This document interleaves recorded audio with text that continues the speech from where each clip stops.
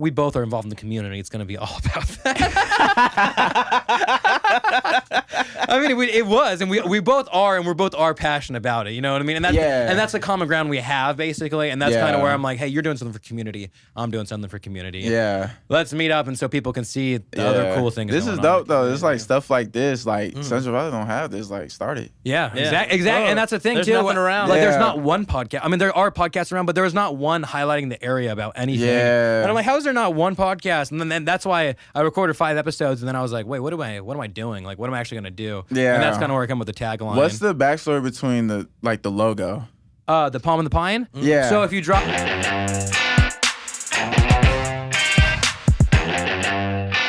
This podcast is brought to you by Blaker Brewing. That's right. We got an official beer of the podcast, you guys. Thank you so much, Blaker. I truly, truly appreciate it. And if you guys haven't heard of Blaker Brewing, then you're missing out. Okay. Located in Atwater and Ceres, this brewery not only offers delicious tasting beer, but it also has great events that bring the whole community together. So this October, you guys, on October 8th, make sure that your calendar is cleared out because BLAKETOBERFEST 2022 is happening. Now, this is located at the Tarmac in Atwater, California. Now, there's going to be beer, there's going to be games, there's going to be live music, cocktails, Stein challenges, and so much more. Now, if you are interested in this event and you want to buy tickets, please go to their Instagram. That's at Blaker Brewing, or their other one, at Blaker Tarmac, and you could click on the link in their Instagram accounts, and that'll take you to Eventbrite where you can purchase your tickets. Once again, you guys, make sure you have October 8th cleared for BLAKETOBERFEST at the Tarmac in Atwater. Thanks again, Blaker. This podcast is brought to you by Woofstock. Yes, that's right, Woofstock, you guys. New Beginnings is hosting the 2nd annual Woofstock Saturday, September 24th from 10 a.m. to 3 p.m. This event will be held at the Merced County Fairgrounds, and it is completely free. There's going to be over 70 vendors there, amazing food trucks, bands, and all proceeds from the day will go to New Beginnings in helping local animals. Now, this group and this organization they do wonderful things, you guys. Now, this group of volunteers works to foster and rescue animals, assists with medical needs like injured animals, and grants vouchers for low-cost spay, neuter, and vaccinations. Now, there will be a raffle, and tickets can be bought right now for the event. The 3 grand prizes are a weekend getaway to the coast, a 75-inch smart TV, and a staycation with dinner and a movie here at the fabulous El Capitan Hotel. Now, if you're interested in buying tickets and for more information, please contact Mindy Martin at 209-756-4650. That's 209-756-4650. Or you can email her, woofstock2021@gmail.com. Once again, that's woofstock2021@gmail.com. Thanks again, Woofstock. This podcast is brought to you by Creepy Kawaii, a locally owned art gallery located at 1742 Canal Street here in downtown Merced. Now, Creepy Kawaii features art, spray paint, events, and when I'm saying events, she is putting on for the art community of Merced, you guys. She is bringing people together. She is always having new people in her shop, always promoting new and different work, and she's just a great, great person. So thank you, Patty, for sponsoring this podcast, and they have tons more stuff in there. They have clothing, they have Asian import snacks, and they just have so many cool things that Patty creates herself. Now, if you guys want to check it out, you can visit the website, www.creepykawaiidesigns.com. Or you could follow her on Instagram. Once again, that's Creepy Kawaii Designs for her Instagram. And I just can't recommend this enough. Please go check out Creepy Kawaii Design. Thanks again, Patty. This podcast is brought to you by Lisa Haynes. She's a home loan specialist that helps you prepare to jump into one of the most exciting times of your life. That's right, becoming a home owner. Now, if you have any questions, if you have any concerns, or if you just want to see if you qualify, you can reach out to her by her phone number at 209-769-1877. Once again, that's 209-769-1877. Or reach out to her on Instagram at Coffee and Home Loans. Once again, that's at Coffee and Home Loans. Thanks, Lisa. This podcast is brought to you by Worknet and the Merced County Workforce Development Board. On this podcast, we often talk about how people in the Valley made it, or how they are successful, or how they started a new business, and what drove them to do these different things. And with Merced County, Worknet provides people with career advice and job information. It also provides training that they might need in order to change careers. 3 years ago, I was on my way to become a teacher, and then I jumped into something and I thought it might be too late. It might be too late to switch careers, but it wasn't, you guys. And that's what this organization is doing. It's helping assist you to, find that new job, find something you're actually passionate about. Now, in order to find Worknet services, they are provided through Merced County, and it's completely free. So it's a no-brainer, you guys. It is completely free. Now, they have helped hundreds of people and small businesses every year, and you can check them out at worknetmerced.com. Once again, you guys, if you're interested in this program at all, please visit worknetmerced.com, and they can help you. Thanks again, Worknet Merced. Thanks for tuning in to Central Valley Podcast. My name is Mike Daly, the host of the show. And if you're new around here, this podcast, well, it's all about the Central Valley. Kind of makes sense with the title of it. So if you guys want to help support the show, if you have been an avid listener and you guys want to help support the show, the best thing you could do is follow me on Instagram at Central Valley Podcast.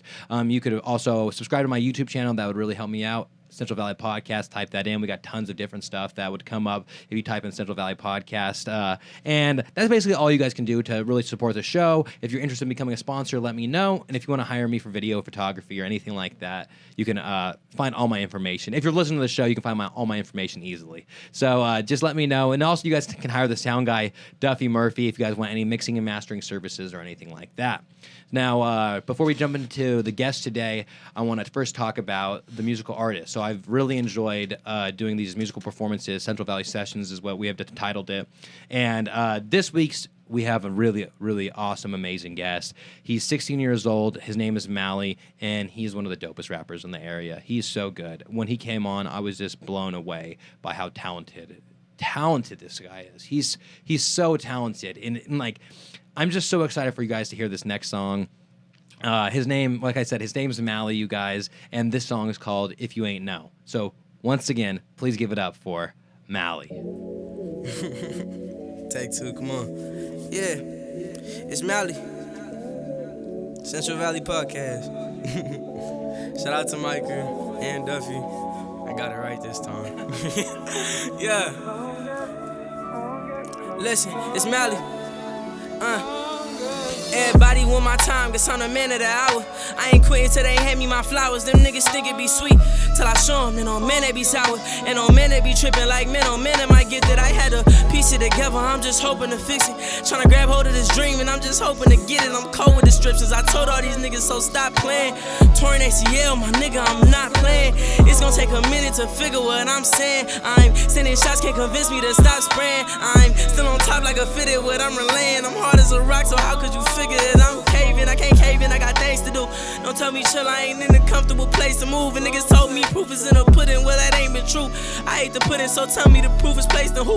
The proof is placed in me, nigga. Like you could get a CAT scan. Used to say I'm that guy, now I know I'm that man. Little sister look at me and see a strong black man. Haters listen in like I don't like him, but it's facts, man. That's cause it's undeniable talent, I still tryna find my balance. Thought it was football, but it's crazy how I reroute it. I just lean back and slow sip from a chalice. And I mean that, so know this, boy, I'm about it. Sheesh, it's all with me like a hoarder. I came in my bag like everything that you ordered. I came with the swag, it's different like it's imported. Still get hustle stats at the end of the fourth quarter. I'm on one, man, someone please tell them about me. It's raw cause it's Mally, I'm in and I'm outie, no belly buttons. I done gave some of my all and I was left with nothing. But I'm still on go, nigga. Rhymes been cold and they still on froze, nigga. Nice in front of the camera, guess I will go pro, nigga. I've been giving up all of these bars like I owe niggas. And if you ain't know, then now you know, nigga. Yeah. And if you don't know, then now you know, nigga. It's Mally, yeah. We solid. Central Valley Podcast.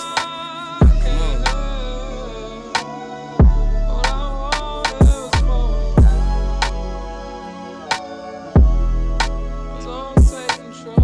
Yeah. So now I stand up real quick. So everybody who ain't know, yes sir. Merced, baby. You on Central Valley Podcast, come on.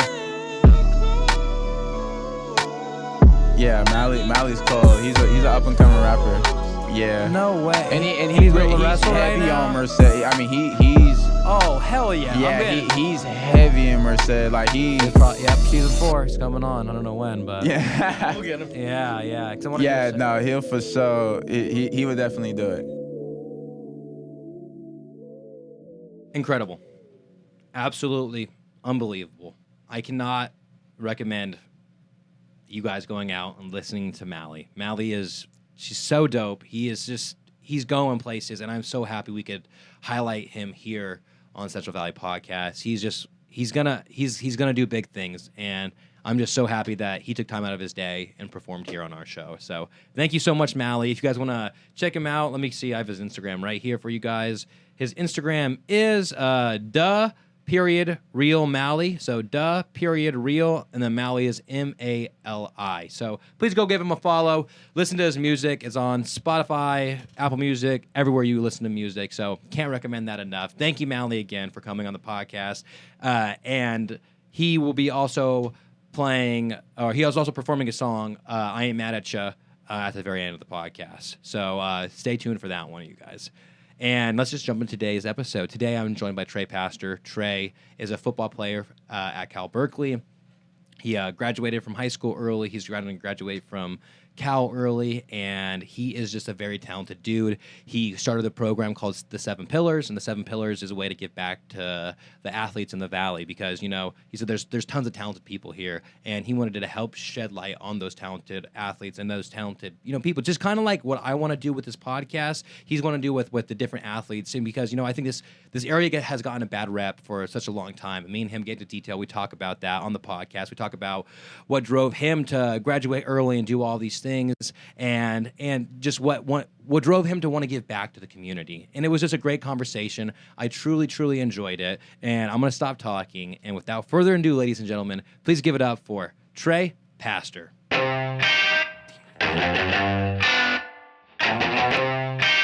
This is it. Real talk. Whatnot. Real talk. That's it. Real talk. Real talk. Real talk. But did you see my Instagram got hacked? Yeah, I did see that. I got a message from that. Yeah, I appreciate the support, man. Yeah, I seen it, and I was just like, low key, I was like, why bro saying hearts? And I'm like, and I was like, you feel me? And I was and I was just like, because when I forgot what it said. It was like something about like a clothing brand. Like, would you want to help me out or something like that? But then it ended it with like heart eyes and stuff. Yeah, and like I was like, it feels a clothing brand. I was like, yeah. I was like, that's cool, but you're like, why bro saying heart emojis low key? But I was like, you feel me? I wasn't joking. Yeah, no. You were like, yeah, man, sure, I'd love to help out. And then when I went to message you, or when I went back to message you, I was like, because I'd see like, dude, they messaged so many people. Like how many? Like probably hundreds of people. Oh my god. Yeah. And the crazy part about it was the fact that like the day before I was posting, like me creating an online store. You know what I mean? So it was really on brand with like what I was doing. I remember looking at it. I was like, because I've been hacked before actually. It was years ago though. It was something weird. It was like a link. Yeah, like, that's what happened to me. I was just very dumb and naive, I guess. I don't know how it happens. Like so many people try to hack into my Instagram though. Yeah, well, the more followers you have, the more reach like, and everything. I don't know what it is. It's just like, San Jose tried to hack into you. I'm like, yeah, mine was LA, and I was like on my account while it was happening. I was like, no, like, I was like, and then I just like got locked out, and I was like, oh my gosh, and then I was so sad because I'm like, did I lose everything that I did for like the past 2 years? And so now, thankfully, they have like, because I lost my original account, so my name's like Micah Daly. There's not another one in the world, right? Mm-hmm. And so I had the at handle Micah Daly, but I got locked out of that one like years ago, like 4 or 5 years ago, and then I just made this new one, and then been working on it ever since. But then back then there was no way to like do anything, and now there's like facial recognition, so I like send myself a video, and then they're like determine if it's you or not. And I was like, oh, okay, cool. But I thought, I was like, if I just lost everything, I was like, yeah. Yeah, the only thing that threw me off was just the hearts. I was like, bro. You're like, I'm about to do a podcast with you. Like, I was like, yeah, that's cool. I was just like, Did you get his tank? I'm like, Did you get his fake lock screen with the cowboy? As because so that whoever hacked my account, the back of it, or they like they do a screenshot of like whatever my most recent picture was. But I did like a ranch lifestyle photo shoot for this guy recently, and so like I did some dope ass cowboy photos, but it's like wouldn't be my background, and so it was like that guy like has it, and it was like about I didn't see that. It was like to turning $10 into 10,000 with Bitcoin or whatever, like one of those. Bro. Yeah, I see so many people get hacked with that, like my teammates and stuff, getting random messages. It's just like, hey, turn 5 cents to $1 million. Yeah, exactly. Like what? Like I wish, but yeah. hella lying right now. Like, exactly. So I got hacked the same way that dude messaged me and was like, hey, you want to help out my clothing brand or whatever? And like I've gotten messages like That's that, like smart, that are though. real. Yeah, exactly. Smart, yeah. These scammers. And so I was like, sure. I didn't get a message, and then but I guess I probably have my number on my Instagram account or something like that. Because then I did get one, but it was weird because it was like 2 weeks ago, and normally it's like a rapid, like instant, like as soon as you click on it, they're going in. But this one was just like later. I was like, no. I be getting random text messages too. That's crazy. crazy. All the time now, it's like, right? And phone calls too, and it's like your phone's like scam. It just says scam on your phone now sometimes. Or it'll say something crazy. It'll be like Poland or something. You feel like it'd be so crazy. And it's just like, bro, you like, if I answer this, is somebody gonna track me or something? Like because you don't know who's and I was telling him, I was on the phone with him earlier today, and somebody called me and they're like, hi, is Michael DeGaulli there? My name's Micah Dialey. And I was like, wait, what? And they're like, Michael DeGaulli? And I'm like, this is Micah Dialey. And they're like, no, we're looking for Michael DeGaulli. And I was like, are you sure it's not Micah Dialey? They're like, yeah, the wrong number. And I was like, okay. But I was like, bro, I've had phone calls where it's like, hey, we found a debit card here. Oh, yeah.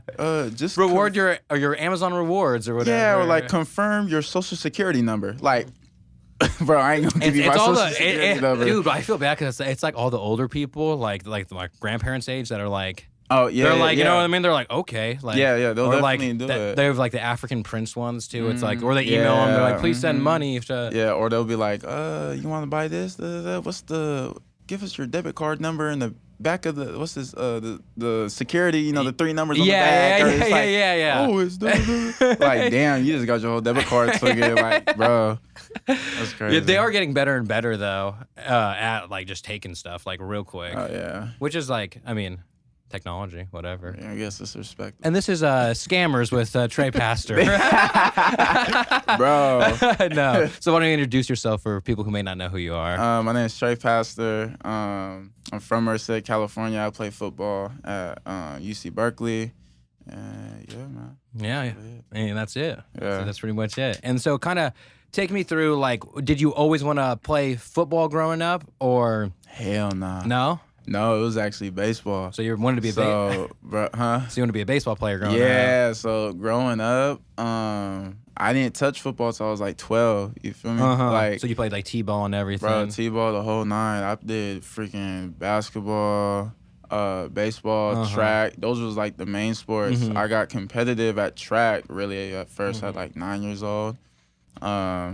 Was just doing that, and baseball was like my first sport, so I love baseball. And I went to my first game, was a Giants game. Yeah. I'm a huge Giants fan. Yeah, I like, got you. Die hard. Over here too. Yeah, oh yeah, see, that's right. And I just fell in love with it. And then I was good at basketball. I like basketball, but I wasn't really into it like that. Do you have a memory from your first baseball game you went to? Or? Oh yeah, it was against the Baltimore Orioles on a Friday night. I'll never forget that. I was gonna say, because mine was wild too. It was like JT Snow, Barry Bonds, and Jeff Kent all hit back home runs one night, and it was just like wow, Yeah. like it's like the coolest like what experience. year was that? Oh, I don't know. Try to find that video. Bring it up. I bet you it'll come up. Yeah. This is Duffy's the Jamie in the podcast studio. You know what's crazy? You know Dusty Baker? Yeah. So his son went to Berkeley. Oh, really? And he got drafted recently. His son did. He got drafted by the Nationals, and it was cool because in the playoff game against the Angels in 2002. Yeah. Remember the kid that walked out? Yeah. That was him. Really? That's him. Yeah. And I was like, that's bro, a cool. That was crazy. I mean, I ass- was young, but I remember watching the video like on ESPN and stuff like that. And but it's still, like, just to know, like, that's his son. And then he went to Berkeley, and then it was cool. Like this past season, like how the manager exchanges cards, and it was like him and his son, like Dusty's on Houston. So Yeah. Just like you feel me? That's really cool. Yeah, that was super cool. I'm gonna find it. I think it's 97. It's 97. I thought I was older than that. I don't know. Well, just literally type in Jeff Kent. Oh, you did do all that. Yeah. Damn. Back to back. Who was it against? Call it phone a friend of my dad. The full back-to-back home runs in San Francisco. Maybe it was, or was it? Damn, they've done it 10 times. Damn. Okay, well, let's go through them then. All right. What do we got? So obviously not Sure wasn't 1963 or 69. Yeah, but Bobby Bonds was a part of it. Oh, wow. All right, then 92, 98 maybe? Maybe No. Maybe it was that one. Who knows? Go down, though. Who else? Is there another one with Barry Bonds? Yeah. Barry Bonds. Okay, not Martinez. Well, yeah, it would have to be that 98 yeah, one, right? unless can't it be, was like 2002 or something. I think JT Snow's on this team, but I don't know if he was. Maybe he was just on base hit and that. scored or something. I thought he was a. Oh, now I don't know. Now I don't want to. No, it's go down. Go, I thought he batted second or third, but I don't know. go down farther though. Okay, Giants from Pirates. Let's go one down. What is it? Oh, maybe it was that one. Barry Bonds, JT Snow, and then not. Maybe it was that one. It was either that one or the 98 one for sure. August 3rd, Yeah. I mean, well, yeah. 2004. Yeah. Well, Yeah, I I'll go guess. find one. I Yeah. can't believe it's happened that many times. I mean, it's funny that for 6, 7 of them, it's just Barry Bonds in the middle. Yeah. It's like how many splash hits? Yeah. It's 95. Dude, like how do you 60 of those are like Barry How do you Bonds. consistently every one that meant something to him was in the Bay? Like, you know what I meant? Yeah. Like it was like 500 in the Bay, 700 in the Bay, 7 dude whatever it was. Dude was just crazy. But if you listen to Barry Bonds now, it's so wild. Like Really? Just know his voice. Have you ever heard his voice? I haven't actually. Oh my gosh, you're in for a treat right now. Why? Is it crazy? It's just not what you would really high. expect because of I don't know, when we were watching him growing up, he was like Yeah. this huge big dude, and now he's like back to being skinny and stuff. I don't know, it's roids or what. Yeah. You know what I mean? Come on. Let's see. Oh, it's an ad. We're already real off topic, but whatever. It's muted. You're going into this hall, which is the greatest honor of Bay Area athlete. When you look at the first class, Willie Mays, Joe DiMaggio, Bill Russell. That's kind of all you need to say about this hall. Does that kind of hit you what this thing means? I think if it... Oh, that's not a bad one. That's not bad. No, I don't know. It was like, is there's Cindy other ones. older? There's other ones that are more He's more older? recent. And he just it's Damn. way. Stand corrected. What? His voice was way deeper. Than I Yeah, thought it would right. be. No, what? No, but I remember at one point I heard him talk, and it It was used to be like, super soft and high. yeah, it was super. Yeah, exactly.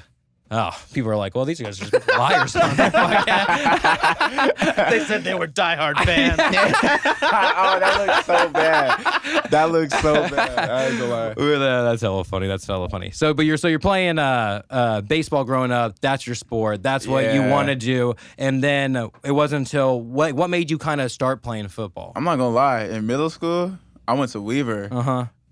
This seeing guy, I've always kind of wanted to play.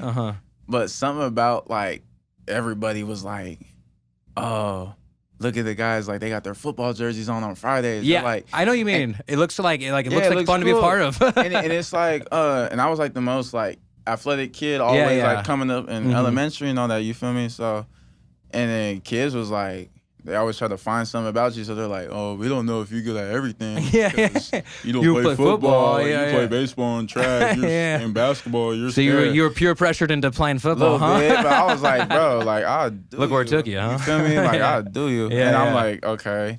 7th grade, my track team, Minds in Motion, that's at Merced. A lot of those guys played for LCAP when youth football. Oh, okay, gotcha. So I was like, I want to try when did you football. graduate? Sorry, from high school. High school? I graduated high school early. I graduated in 2019 in December. Oh, damn. I was supposed to be the class of 2020. And then you went to school early. I went to school early, yeah. So how old are you right now? I'm 20. 20. Yeah, Okay, I'm that's 20.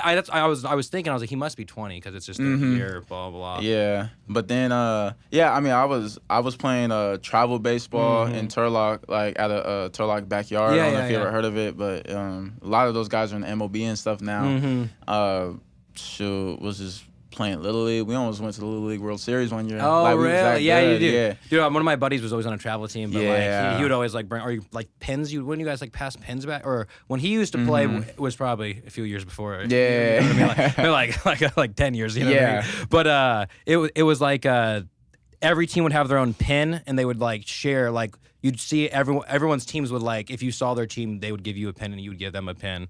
Really? Like I asked. That you guys probably had phones and stuff, you know. I mean, it wasn't like a phone at times. Bro, that's funny because that's when I played for that team. That's when I had my first phone. Bro, I had a flip phone. Dude, okay. How old were you when you got your first phone? I was like 11. Dude, like that. I feel like so. I didn't get a phone until like I don't say it was like freshman, sophomore year of high school. But back then it was like different though. I felt like even like I remember like a lot of people got phones in high school basically. Yeah, I hated my phone. Well, it was like a flip phone. You're doing like T9 bro, it was text. a free. Yeah, you had to press the button like 84 times. You feel me? You're like, I am here. Yeah, everybody had iPhones. So I was like, bro, on an iPhone. But you know iPhones. Yeah, so it was like. And that was like back then. Yeah, it was just crazy. But yeah, growing up, was just playing baseball, doing track. I was a long jumper, 100-meter sprinter, basketball player. Even when I got to middle school, I never played soccer. Tried soccer for some reason. So in high school, or what sports were you all playing at one time? So were you doing baseball, track? Baseball, track, basketball. Those are the main ones. Oh, those are the main ones. Those are the main ones. Then 7th grade, I was 12. I was like 12 years old. Then begged my mom, basically. I was like, or my parents, I was just like, let me play football. Yeah. Let me just try it. Did they kind of not want you to? Cause yeah, like getting hurt? Nah. I can see from a young age. I didn't really want to when I was younger. But when I got to like middle school, like I said, like all the guys like would wear like you feel me? And then I'll go to high school games. Yeah. And high school games would turn. I was like, bro, what? Everybody's out. Dude, when I think back to high school games, I'm like it's pretty like wild sometimes. What high school did you go to? I went to BUHAC. Oh, you went to BUHAC? Yeah, okay, I so, went to BUHAC. So you graduated 2019. I graduated 2011. So damn, 8 year difference. Damn, you're fucking old. But yeah, and I was like. Oh wait, so Thunder, like right? You're probably definitely play Thunderstruck. We got Thunderstruck. Oh hell no! Nah. Put your mic up there. There we go. Oh, you were just like listening to this in the locker room, man. Bro, every time we ran out the tunnel, bro. Every rally, out the tunnel, bro. Every announcement in the morning, bro. Bro, I'm letting you know, like. Who did well, actually, I probably subbed you, because I was a substitute teacher from 2018, 2019. So I swear. So I bet you I subbed you at some point. Because I subbed all over, like BUHAC, Atwater. There's no way you could have subbed me. I would have remembered you. No, I bet you. I probably didn't know. I just was like... I would have gave you a headache. I ain't gonna lie. Dude, honestly, I was the most chill sub. I just like walked in and I was like, hey, assignments on Google Classroom. If you need anything, let me know. Yeah. And like, that's it. And like, and then I would just sit there and then kids would just be like, you know, kids, it's ridiculous. But then I'd always like look like as if there was a camera and I just would go... like that, and then the kids were always like, "You remind me of Jim from The Office." And I didn't have a mullet or anything back then. I more had like just longer normal hair. Yeah. But oh my gosh, but yeah, I played for so basically my track team from Minds in Motion and Merced, they kind of recruited me. To go play. They're like, play football. They're like, we're gonna be stacked. What is Minds in Motion? Minds in Motion is a track club. Oh, okay. Ran by Rafiq Hassan. It's in Merced. Okay, gotcha. Yeah, they do travel track. They go up and down California, cool. Stuff like that. So. But before my first track club when I was younger, it was Merced Cheetahs. It was Coach T, RIP Coach T. He just passed away a few years ago, but that was like my first track coach, and that was like my first track club. And after them, I went to Minds in Motion. And they taught me a lot. And then they were like, yeah, you should do football. Yeah, because everybody on the team that ran, they did football. They're like, Trey, you should play football. Like, you're fast, this and that. We have so a stack what team. is 12? Is that like 7th grade, 8th grade? 7th grade. 7th grade. 7th grade. So I was just like, okay, I'm gonna go play for Gauchos, and we were stacked. We was good. Yeah. We lost in. It's like their little league or their pee wee or whatever. Yeah, it was was youth called football. Youth It was football. youth football. Yeah, gotcha. But we was in a different league. We was in a different league. We didn't play Buhack. We didn't play Atwater. We didn't play. Because that's when Gauchos was still pretty new. Yeah, it was like the second year. Yeah. So It was they the only had second freshman, year. sophomore, right? Or they only had freshman, sophomore. Yeah, I remember like dudes barely started going to the high school, and like we was all. I remember like in 7th grade, we're like, we're all gonna go to LCAP. We're gonna like make LCAP like. Like forget Buhack, forget Merced. Yeah. Like, bro, well, you want to go to the new school. You know what I mean? everybody was That's like, I'm gonna go to the new school. Like, you're cool. Yeah. Like, okay. Like, so we was all like, we're gonna turn the football team up. I mean, we had dudes, we were stacked. We were stacked, but we lost in Super Bowl. We folded. Yeah. We lost to Patterson. Freaking Patterson Ravens. But then I was still getting like mess from people in middle school. They're like, oh yeah, the Gauchos are good, but you ain't play against us. It was all kids from like Golden Valley, Merced, a lot of kids in that area. It's in South Merced, so a lot of kids play for Merced Bears and Golden Valley Cougars. Yeah. And they were like, oh, you really not that good because y'all didn't play against us. Y'all play against like teams in like Turlock, LeGrand, and stuff. Like Patterson. So I'm you like, go bro. prove yourself to them too, huh? So then, before this is when I thought I was gonna go to Buhack at the time. Yeah. Because then I moved to Beechwood. Okay, in that area. So so you're like, maybe I can go to, because that's kind of almost close to LCAP too, huh? Where? Beechwood, I'm saying in the sense of like a little bit, in the sense of you're like, maybe I could get to go to that school or whatever. On the outskirts a little bit right there. Yeah. So I was like, shoot, I might as well go play for Buhack, 8th grade. I was like, because that's the high school I'm gonna go to next year. Yeah. So I was like, I'm gonna go play for the youth football.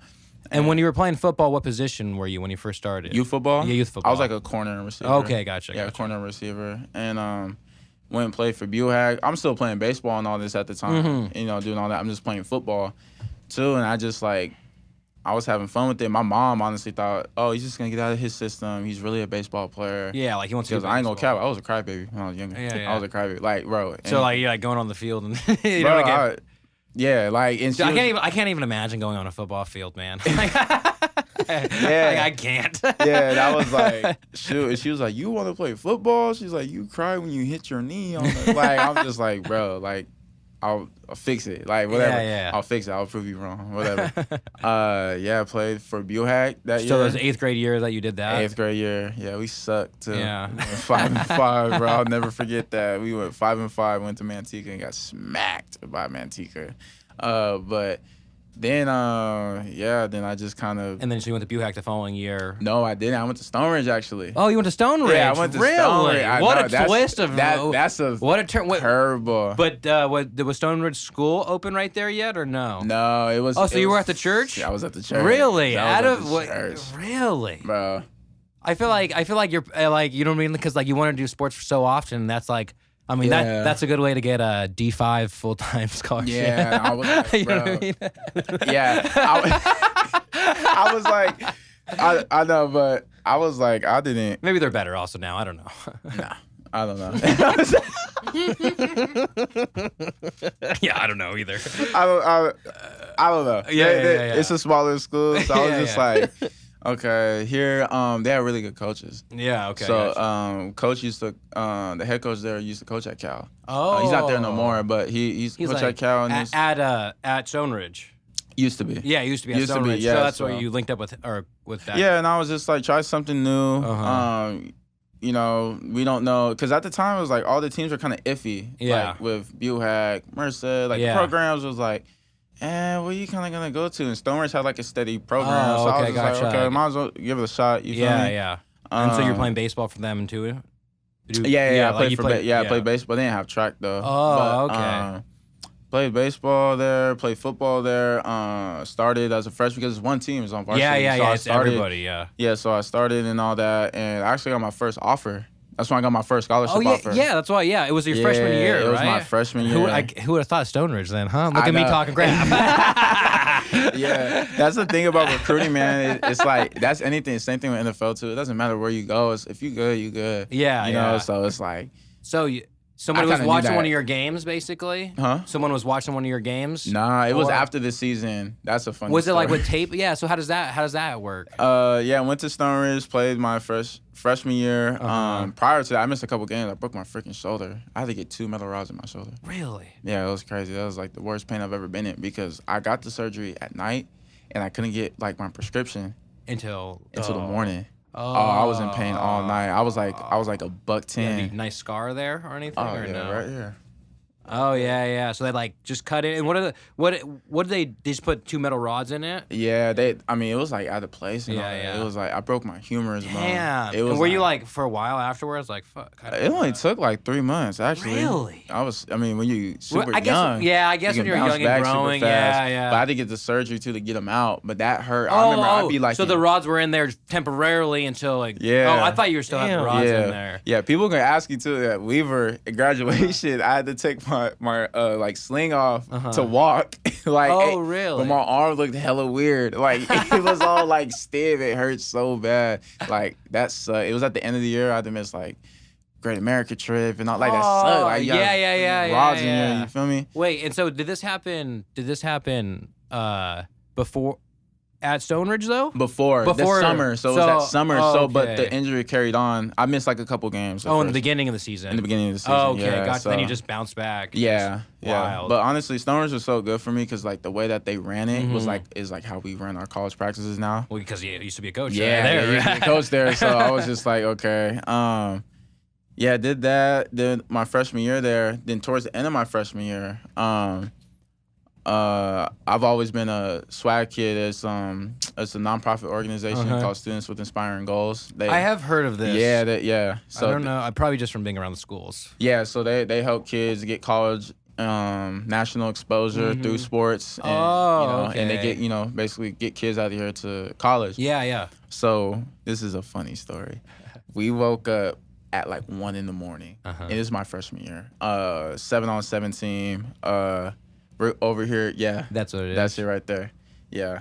They thought they were so like cool when they got swag. It was probably like it's probably at like the height of the swag. You know what I mean? Yeah, Like, it was, and I was just like, ugh.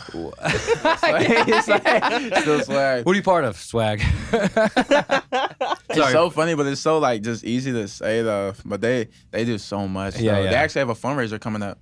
Huge fundraiser. Gotcha. It's like there's hundreds of people there. Oh, really? That go there. It's crazy. That's like, wild. Yeah, they But get. so there's a funny story with linking up with them, or Nah, honestly, just the founder Devon Hilliard, like was just always around. That's who I would go to high school games with because he would go and watch like the swag players, like our guys, like in high school, like Andre Sherman, Tyrone Williams, like guys who used to play at Merced, Jabbar Bird, and all that. Yeah. You feel me? So and they would get, talented kids. They would get kids who have talent, but didn't get that exposure because the Valley's so overlooked as far as recruiting really anything. Yeah. Honestly. Anything at all, whether it's rappers to artists, to like, dancers, to like, barbers, to literally everything. everything. Yeah, everything you name So- it. Hence, So Central Valley Podcast. So he's a piece of like why athletes get out of here now. Oh, that's So cool. he's a huge piece, and he's a big reason why I'm even where I'm at. You're at. So we got up at 1 o'clock in the morning, took a van. There was like probably 9-10 of us. I ain't gonna lie. We went to a camp at Weber State. Where's that at? Weber State is a D1 in Utah. Oh, Utah. So okay, we drove gotcha. from Merced. Damn. all What the time did you get there? From leaving for 1, you got there like Bro, it was 11? like 15 hours. Oh gosh, yeah. It was like 15 hours. And then did you get straight into doing stuff when you got there? No. So we spent the night. Okay, that's at least. Yeah, well, at least it wasn't like. Hell nah. Yeah, now performing well. But but prior to this, I remember like just being that freshman. I was just like, I want to offer so bad. Yeah. So bad, and I was just like looking up videos on like what guys do so different, how they're training, how they're doing this. I'm like, bro, I need to practice this. So I have to practice. I'll practice what they do what they did. What do I need to do to get where you're at? Like, I ain't gonna sit here and hate on the next man. Yeah. It's like, what are you doing? I need to do that. So I was doing that, and I was super excited to like go to Weber State because it was a football camp. Yeah. and, you know, get to the camp. First, we take a tour around the school, and I ain't never really seen college campuses like that before. I've seen like a few, but this one I was just like, dude, this is like crazy. Weaver State's crazy. And then probably showing you the athletic area, which is like probably it's crazy. just crazy. Jam. And I didn't know that's where Weaver State's where Damian Lillard went to. Oh, really? Yeah, Damian Lillard went there. Oh, so, okay. They was like boasting that, you feel me? Yeah, so they was like, you were like Damian Lillard. Yeah, I was like, okay. They're like, yeah, Oregon, like, you know, you're like where you think of him now. They're like, no, he came from Utah. He came from Utah, and it's like Weber. See, that's the field that we toured at and all that, and I was like, bro, this is not, you know, nice mountains and all that. It was cool. It was a D1, so I'm like, bro, I want to offer from there. Guys, I'm like, dude, I'm about to go off at this camp the next morning. Do the camp, the coaches are talking to me and stuff. Like they're like, hey, they're like coaching me up. You can kind of tell that they feeling me. Yeah. So I'm like, I ain't gonna get ahead of myself, but I'm doing dudes at this camp like bad. I'm like, bro. And then the head coach wanted to talk to me after. Yeah. And they're like, hey, Trey, Coach so-and-so wants to talk to you after. And I'm like, oh my gosh, like, is it gonna happen? Like, I'm over here 14 years old. Like, or just turned 15. Like, I'm just like. And you were going against like people who are older too, oh, right? Yeah, like 16, 17. It was like freshmen, sophomores, and juniors. Okay, gotcha. And I'm just doing them, and the coach is like, hey, yo, hey, man, the great camp. You look so good.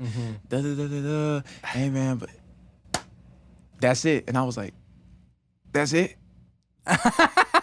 I was like, you're like waiting, huh? You're like waiting. I was like, what the hell? I'm hot. Like, I'm like, bro, I'm on 10. Like, pulled you over just to, pulled me over. Maybe, the head coach. Maybe his intentions were good, huh? I don't know. So then the story goes on. I was just like, you see me in pictures, bro. Hot. Like, after the camp, like, they're over here like, oh, swag kids. Just got done doing the camp. You see me, I'm hot. Not happy, bro. And I'm just like, and my pops is there with me. He's like, man, it's good. You all good, man. Just like, it's a blessed experience. I'm like, yeah, you right, but hell no. And I was even more mad because right after the camp, after we're all sweaty, bro, we had to drive 8 hours to Reno. Is there a different camp? Huh? Is it a different camp that you're going to after that? It was a 7-on-7 camp at Reno. Not feeling it. And and it's like 5, 6 o'clock. Yeah. 8 hours. Get there at like what? Some hella early in the morning. Yeah. Then we had to get up at 6 a.m. to do a 7-on-7 camp. I'm not feeling good. So we get there. I'm hot. First of all, we're sweaty with 10 sweaty athletes in a van. Driving through Utah. On our way to Utah, we run out of gas. I'm over it at this point. We run out of, like, straight up ran out of gas, and we thought we had to push the car. This was around the time the finals was going on. So we're sitting there watching the finals on the phone and stuff, and then we just hear, like, bickering a little bit, like, in the front, like my pops and my uncle. They're just like. So your pops and your uncle were driving you guys around though? Okay, gotcha. My uncle is Devon. Oh, okay, the founder. Gotcha. Okay, founder of the Swag Kids. Okay, gotcha. I should have mentioned that. But they're just like, hey, I think we're almost at the gas. We're like, hey, just gas it to 100 and turn it off and put it in neutral. And we're like, we're in the back. And we're like kind of looking up from the finals game. We hella like, hey, we know that like we're young and we might not have a driver's license yet, but like I've never heard anybody. And it was a good finals too. That was What year was 27? That was with the Cavs and that we was watching that one, so it was a good game. Yeah, I think it was like Game 7 too. So we turned it off because over here talking about now it's good. We got 10 football players that can push it. And we're like, push what? And we take this time to interrupt the podcast. Yes, you guys, we have middle ad reads. This podcast is brought to you by Marcus Rodriguez. If you're looking to buy or sell a home in this competitive market and you're not too sure where to start, look no further than Merced's preferred realtor, Marcus Rodriguez. He'll make the process go as smooth and easy as possible, and you can reach him at 209-554-1715. Once again, that's 209-554-1715. Visit his website, www.myagentmarcus.com, or email him, info@myagentmarcus.com. Thanks again, Marcus. So it's the middle of the podcast. You probably have a lot of things on your mind, like that big pile of junk that's in your backyard. Well, that's where Be Junk Free Merced comes in. Everyone has stuff that is taking up space, but not everyone has the time or equipment to do something about it. That's where Scott Livesay comes in. If you have junk overtaking your garage, yard, spare room, or even a storage unit, give Be Junk Free in Merced a call at 209-233-1519. Once again, that's 209-233-1519. Thanks again, Scott. This podcast is brought to you by Thore. If you're in the Central Valley area and you're looking to get a great tattoo, look no further than this dude right here. Thore is a versatile artist who specializes in black and gray realism. He's located in Merced at the Merced Tattoo and Piercing Company, and if you'd like to get in contact him, the best thing I can recommend to you guys is go into the shop on the 1st or 2nd of the month and make yourself an appointment in person. If you're unable to do that, then you can try to reach out to him on Instagram. That's @_Thore with 5 E's. So that's @_THOREEEEE. Stop by the shop. Thanks again, Thore. Car? So we're kind of How getting... long? Yeah. Yeah, and they're like, yeah, the next gas station's like 15 miles. They're like, but the gas tank says we only got 2 miles left. If you do the math, it's like this ain't gonna work out. Like, Even if we get to 5 miles. So we got lucky. We coasted in to the and luckily the light was green. If that light wasn't green, it would have been a wrap. And we coasted in. Was you going down a hill? Was it like coming down on the mountains? No, we just sped up to 100, put it in neutral, and turned it off. Were you going hella slow at the end? No, we was going hella fast. We actually got hella we speed. cannot put the brakes on. Yeah, and then that light was green. Thank God. Damn. And then you pulled into the. Oh, hella crazy! Like people was looking at us crazy. You see a whole bunch. And then of all 10, 12 people and get we out. jump out the van, start laughing, bro. That's and everyone's like, "What the hell is up with this?" yeah. They're like, "What just happened?" We're like, "Bro, we're on E." Like, and so and then you get to. Get to Reno. Hella late at night. Checked in. Woke up hella early in the morning. To do 7-on-7. To do 7-on-7 at. That you do with your team? Is that what you do it with? Yeah. So those 10 guys. Yeah. They're your team, basically. My team. So, and I'm already mad because there's a guy that was supposed to show up. He's really good. He plays at Tulsa now. He's from Atwater. Okay, gotcha. His name's LJ Wallace. Okay, gotcha. He was supposed to come and he had offers to like Colorado, Fresno State, Wyoming and stuff. He's another good player. So I'm like, okay, hey, we good. I'm like, I'm gonna win this tournament, and he's gonna come in the morning. Like he's gonna drive up from Merced or whatever. Oh, so he's supposed to meet you guys. Yeah, meet us there. Yeah. And they said, oh, LJ's not coming. I'm like, damn. I'm like, I don't want to play no more. I didn't get an offer. Yeah. We damn near ran out of gas. You're making your sappy story at the moment. I'm on 4 hours of sleep. Yeah. And I'm just They were going to make us push the car 15 miles. miles. I'm like, bro, this is not funny right now. Imagine how much more mad you'd be if you had to push the car like 10 miles. Oh, my gosh. Yeah, no. And I'm already not feeling good, too. I don't feel good. Okay, gotcha. I have like a headache, and I feel like throwing up. You just, like, from travel probably just it's just like, and then no sleep either. Yeah, I'm like on 4 hours of sleep. And so then you wake up for 7-on-7. Yeah, and I'm like, tying my shoes, and my uncle's yelling at me. He's like, come on, Trey, like, get ready. We're already warming up. I'm like, bro, I'm not feeling it today. Like, I don't even want to play today. Like, really. Like, and then the Nevada DB coach comes up to me, taps me on the shoulder, and he's like, hey, Trey, I'm going to be watching you today. And I'm like, damn. I'm like, now I got to, I got to do something. So, and then, long story short, I go crazy. Like, I went crazy that tournament. Yeah, just went off, just like, started doing my thing. It was doing dudes. And then next thing you know, like the whole coaching staff is like watching me play. Damn. And they're like, this kid's a freshman. They're like, how big were you your freshman year? I wasn't that big. I was super skinny. If you look at my name, you can see how skinny I was, honestly. Put Trey Paster at Stone Ridge. Where it all started. Go to images or. Oh, is that you? Yeah, I was hella skinny. It might have a picture of me. Oh, yeah, look at that one in the navy blue jersey. Yeah, that one. Like, I was like 6'1". But like what, like 175, something like that? No.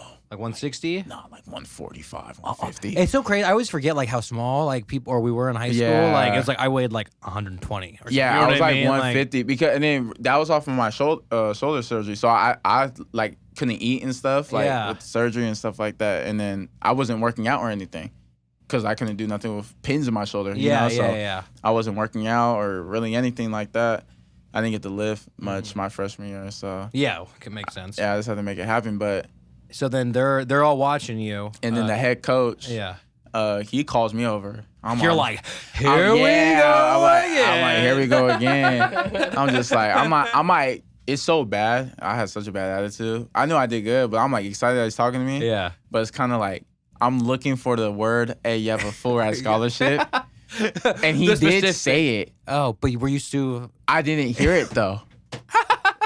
I didn't hear it. And I was like going crazy. And I was like, wait, what did you say? And I asked him, and my dad's like, man, come on, dude. Like, Yeah, you've been waiting for this. And yeah, I've I've been waiting for it. And then I was just like, wait, can you say that? I made him say it again. I was like, he's like, you have a full ride scholarship to the University of Nevada, Reno. And I was like, oh, and I called my mom, and I was like tearing up. It was crazy. Static. Oh, yeah. And then they gave us and that's a your tour. freshman year, too. That was my freshman year. Then And so is that what kind of motivated you? Like, hey, I want to graduate early? Is that kind of, you know what I mean?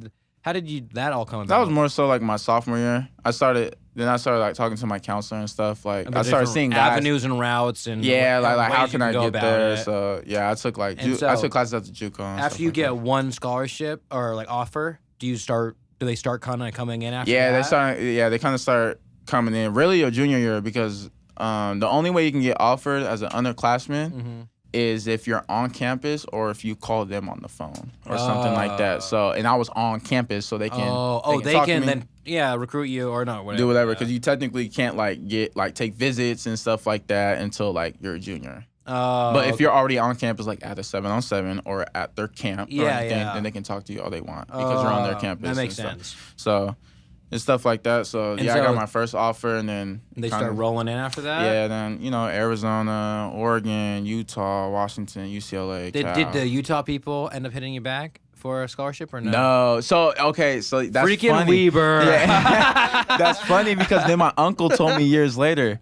He said, you know what the Weber State coach told me why they didn't offer you? Yeah. And I was like, why? He said that he would never come here. They're like, he's gonna get way bigger offers. Oh. And I was, and at the time, I was not thinking You're like like, that. I wanted, yeah. Yeah, I was like, I wanted your. I could have offer. been repping. I could have been your next Damian Lillard.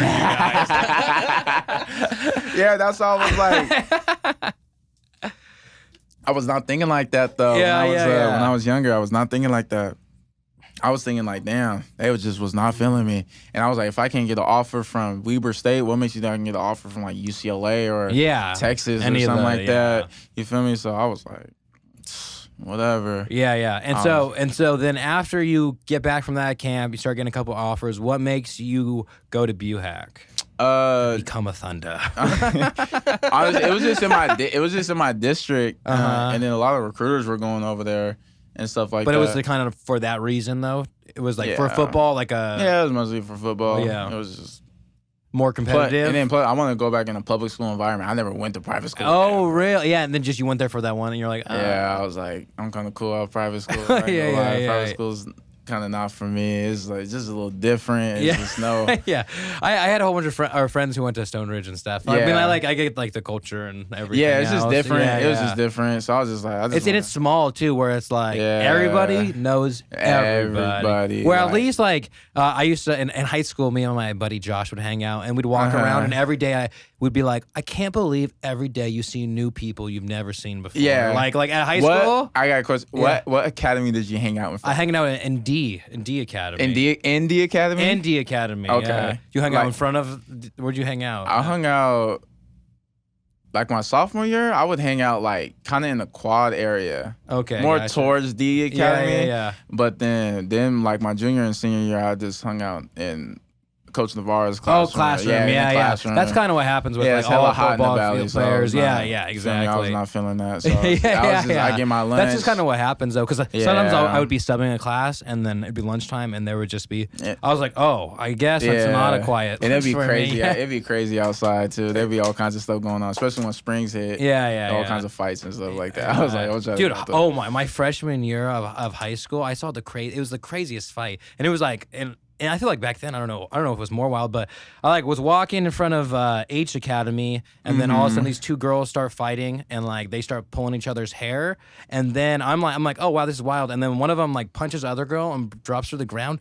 And then she grabs her head and starts banging her head in the cement. And that was like within my first week at school. What time was it in the morning? Morning, yeah. Yeah. I was like, well, get some adrenaline. At 8 a.m. in the morning, they're already going at it. Yeah. Cheetos being loud. Dude, yeah. And then, but I remember that was like the craziest one. I saw other fights and stuff like that, but nothing like I was like, oh my, like I was like, high school is crazy. Like, yeah, I remember there's just so many fights like in school. That's every school though. Almost. Yeah. No, it for sure is every school. It's just, that's all over too. That's just like, this is high schoolers being high schoolers. Yeah. That's what it is. Well, now it's like they're doing the crazy, like the TikTok thingies. That's like, destroy a bathroom, and they're like, destroying bathrooms. They be going crazy. Yeah, that was stuff I wasn't. Yeah, no one was doing. I don't recall, anyways. I don't know. I was out. It's like I feel like the last 3 years. It's like since like 20. Basically, I've probably since the pandemic. Basically, like that's kind of when those type of like viral things were going around. My mom's a 3rd grade teacher at Farmdale. In West Merced, and she got her chair stolen. Sorry, Trey's mom. That's really sad. She texted me a picture of her chair gone, and this just was like her desk. Yeah, and then you're like, what? And then she tried to be trendy, and she was just like, I think someone hit a devious lick on me, and I was like, what do you? I was like, no. And she teaches 3rd grade. I doubt 3rd graders are gonna try and take a chair. Yeah, it's probably. And I'm like, you probably just lost your chair. I was like, you just misplaced it. Yeah, you probably just misplaced it. But this was like around that time where like everybody's like they're like stealing like the entire teacher's whiteboard. Yeah. Funny. Like, I mean, like it's hilarious. It is fun. It's funny and it's not funny at the same time. But it's like from both sides of it. Yeah. But like the crazy ones are like destroying bathrooms and like that one's crazy. Nonsense. Yeah. I don't know. Okay, we definitely got off. Do you have any idea what we were talking about prior to this? After my offer started rolling. Fight? Yeah, gonna go into BUHAC and then we start talking about fighting at fights. You're like, what academy? Hang out. Yeah, so then you go to BUHAC and then when did the other scholarships start rolling in? And how is that football program like? How do you adapt to that one? Going into it, they brought me in with open arms. They was just they're like, you, this is where you're really supposed to be. like you. I grew up like going to BUHAC's games. I went to everybody's games, but like I moved to Beechwood, and they're like, that was like you were gonna go to. Yeah, it was like that was like back the when plan. you're junior high. You're like, I'm going to BUHAC, especially in 8th grade. Like playing. You had to rep whatever school. Yeah. And I was like, this is where you're supposed to be. And I was just like, this feels like more normal. Like this is my kind of environment. And I was like, okay, they had good. I mean, BLAK still has good football. Like a good football program at the time. I was talking about them earlier. LJ was getting recruited. Did you know there's actually a guy that has a Super Bowl ring that went to BUHAC? Oh, Aziz. Aziz? Yeah, I was going to say, you should have went to school with him. Yeah, I went to school with him. Yeah, we were saying, I think he was a year younger than me, but yeah, the whole time. So that year in football. And the Cochran brothers. Yeah, Cochran brothers. Exactly. One of my best friends played football with them all, so it was like kind of like how I knew all of them. Aziz is super cool. Yeah, I do know. Yeah, but he's funny. He's hilarious. But dude, just stepped in, did what I can do. I was on the sophomore varsity. Did you play baseball at all in high school or no? So I tried to. Oh, okay. I tried to. This is where my baseball career ended, actually, because I was doing track and baseball. Those are in the same season. Yeah. And baseball BLAK has a damn good baseball program, and I was like looking super forward to that. Was there ever Coach Womack when you were there? Womack, that don't sound familiar. Okay, he I think he was like the freshman coach when you were there. That sounds familiar though. Yeah. I had Wakefield. Okay, Wakefield. Yeah. So he definitely was. He said that because I was asking my buddies like, any questions I should ask or anything like that, and he was like, I was coaching freshmen when he was and he was during a summer probably too. So it was probably maybe that. It sounds summer, familiar though. It sounds familiar. Yeah, but anyways. But I'm doing both. I'm like splitting practices and stuff, but we had a fast relay team. Really good relay team. Like we were state bound. Yeah. State bound relay team. Damn. And Coach Wakefield kind of came up to me and that was kind of like, you kind of have to choose, and I get it. Like, I'm missing practices and stuff. Yeah, like it's not fair to the other people who are always going. Yeah, or whatever. especially so I had to choose track over. You want me? Yeah, so I was like, do I have to choose? Yeah, and I was like, you could just play me less if you want. want. And I was like, because like this is like a pretty straight decision because I'm not gonna step out on the 3 other guys and not go to state for the relay team. Yeah. Like, cause then that costs us state for them, you know, and that's messed up. And I was just like, plus y'all, I mean, it's not like y'all need me. Yeah, you guys are good. Yeah. And I was just like, but like. He was talking to me about like, hey, it's gonna be easy for you to get baseball offers because you already have football offers, so you already have scholarship money and all that. It would have just been easier, you know, because colleges love dual athletes. Yeah, it's like getting, you're getting 2 sports for 1 scholarship. Yeah.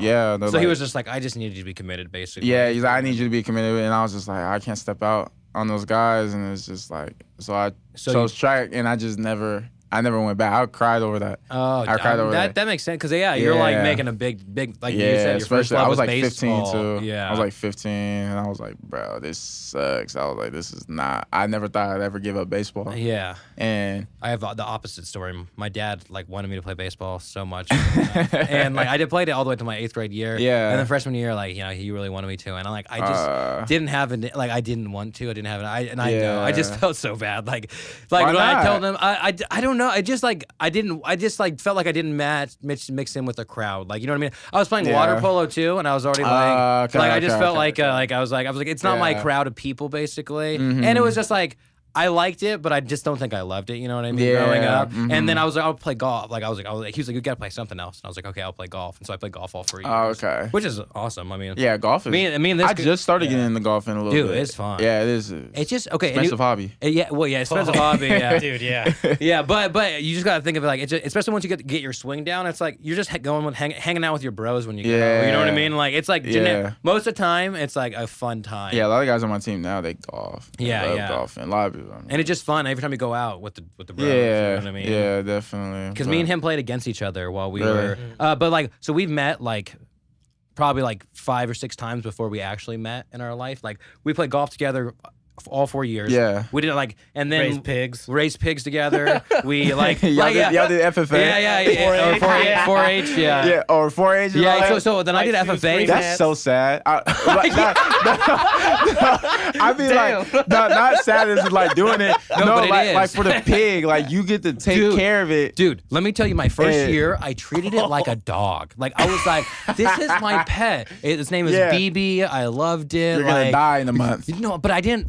First, it didn't click to me until till it was like, oh, I'm saying bye to you phase. Like the whole time it was like what, and then like you it's so messed up because you have to gain the animals' trust, like, and they're hella skittish when you first get them. Finally, they get comfortable. They get comfortable around. You're like, you're like, hey, how's it going? Turns blah, into blah, the whole blah. Charlotte's Web story.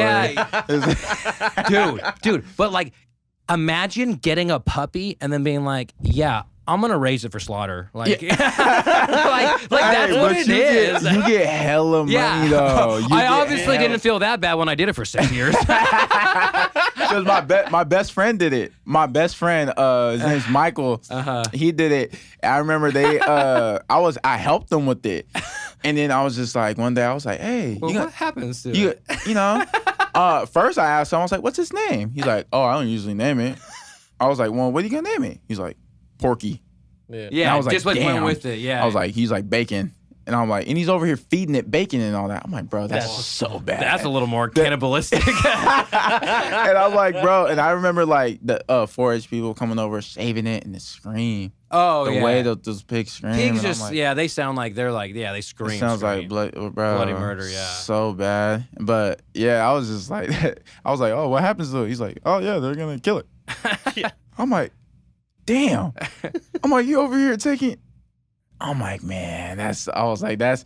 Yeah, it's so sad. It really is. Like when you think about it, and when you think like, because it's like pigs are smarter than dogs and stuff like that. It's like, are they? Yeah. I'm pretty sure, right? That's a fact. Is that a fact? Go look that up before they're like, wow, is that podcast? True? I'm pretty positive. No way. They're smarter than dogs and even 3-year-old children.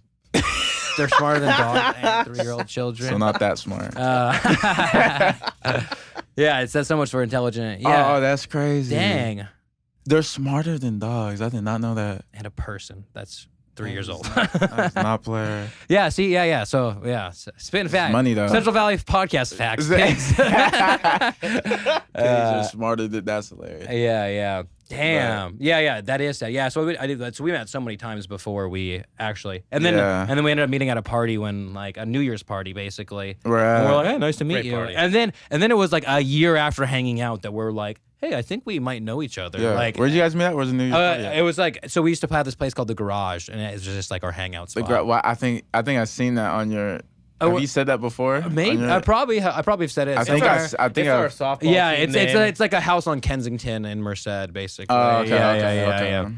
But we used to like, it was like every night, like a night with not a lot of people was like 7 or 8 people hanging. Yeah. And so and we used to all work at different jobs at nighttime. So I worked at Starbucks, other people work at Applebee's, and so we'd all get off, go there, and just hang out and Okay. do whatever. Yeah. Yeah. Okay. Yeah. I forgot what we were talking about.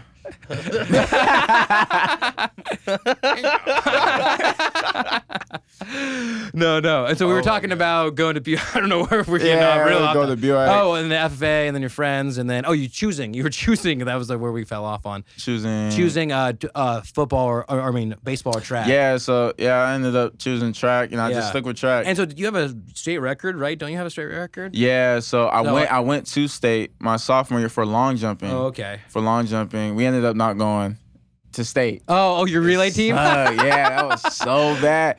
I'm like, damn. Did I really? For your sorry ass? Bro, oh my gosh. There's just so many politics with that. But long story short, we didn't go to state. But you went to state. I went to state for long jump for as a long sophomore, and I hold the school record. The BUHAC? Yeah, BUHAC school record. How far? It's like 23, 22 something, high 22s, low 20s. Is that? I forgot what it was. Is that the one where you jump multiple times or no? That's triple jump. Oh, okay. Triple jump. This is just one time. You just jump. 20-something feet? It was like 22. Gee. I think it was like 22.8, 22.9. As a sophomore, I was like 15. That seems like so long. Yeah, I think the dude who won state that year, he jumped like 23.11. Damn. 23.11, like right at 24 feet. But seemed like during that week, I felt so good. So this is what happened at state. I felt so good. I was jumping good. I was practicing. In practice, I was jumping like 23 something. I was like, oh. How many tries do you get? You only get one? In state, I think it's 4. 4? Okay. 4, you get 4 tries. And then out of the best give one? you 3. Yeah, out of the best one. And, I'm training and practicing. I'm just like, ooh, I'm in like 23, like mid 23s. I'm like PR. Yeah. This is like a perfect time to like get into really do it, to really do it. So Yes. 22.7. Yep, right there. 22.7. Yeah. So Cal's got all your stats, huh? damn, that's great. I didn't even see this. They got a whole thing on you. That's a long Really? bio. Oh wow, Damn. that is crazy. Oh, it still goes. Last updated. When was the last updated? No, that's super updated because I just took that picture a couple weeks ago. It has to This be. year. It has to be. Yeah, definitely. But at state, I'm feeling good too. Like my run, like my mark was perfect. I hyperextend my knee when I jump. Oh, it was so bad. And my whole knee bent back. It was bad. And then that's we're like playing football. Like man. I was like, bro. And then that was so bad. I remember it was at Buchanan. But you still set the record with that? With for my high school. Yeah, for your high school. But did that happen while you were actually doing it for the 22.7? Oh yeah. No, that happened like the week before. I think I jumped and then because it goes sections, masters, then state. So you have to pass through. Oh, so that one was a different one than the state one. Yeah. Gotcha, So like, I jumped that at masters. I was like at Elk Grove High School. Oh, okay, Or gotcha. masters or something like that. That was my last jump too. I was doing bad that day. I almost didn't go to state because I scratched 3 times. What did you just jump over the line? Is that what the scratch is? Yeah, my foot went over the line 3 times. And on my last jump, I jumped 22.7 and that made it in. I was like, what about landing? How are you supposed to land? Like you can't fall? You kind of fall to the side a little bit. Like you straighten your legs back of your heels? out. Back of your heels? Yeah. Is that where they mark a little bit. You can look it up, like how to land. Like, or just type in long jump yeah. and just see. Watch some videos of people long jumping. Yeah. Yeah, that's something like that. Oh, but just do a normal one, like just with long jump. You know what I mean? And we can just watch somebody. Or a world record. Yeah, the world record one. Oh, that one right there is good. 2014. This one? Yeah. God dang. I thought you have Yeah, it didn't sign in. It didn't sign.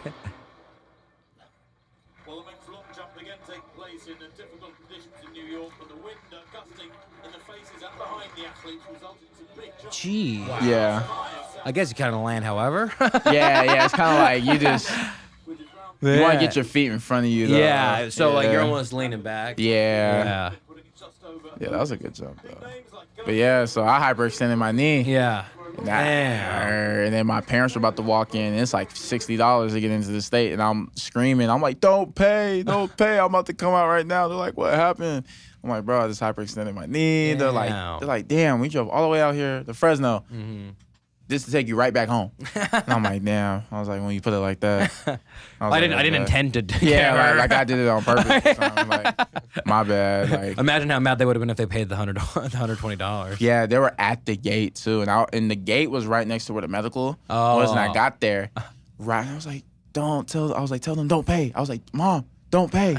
Don't pay. She was literally like, had the cash out and everything. I was about to pay. And I was like, oh, yeah, you would have been mad. Yeah, that's funny. That's funny. Yeah. And so then from there, you said your sophomore year, you start taking classes more seriously, start talking to people about possibly graduating early, right? Yeah, they started talking to my counselors. Probably when I got that first offer, that's when like 8th grade, I started taking football more serious. I was like, oh, like I can really. Mm-hmm. And especially after I got that first offer, I was like, oh yeah, like I'm for sure doing football. So at that point, like my sophomore year, I was like, yeah, I was gonna do football. I was just gonna go full force with this. Gonna graduate. Start looking up ways how I can graduate early because I seen guys like enroll early. So I was like, how do you do that? So I was like, started looking it up, doing my research. You start taking college classes or what? Yeah, I started taking college classes at the JUCO. Yeah. At the JUCO, just started doing that, man. And how many classes you end up taking in like college classes? So like so you went going into my junior year, I took like a summer class. I would take one summer class. Oh, so just two classes?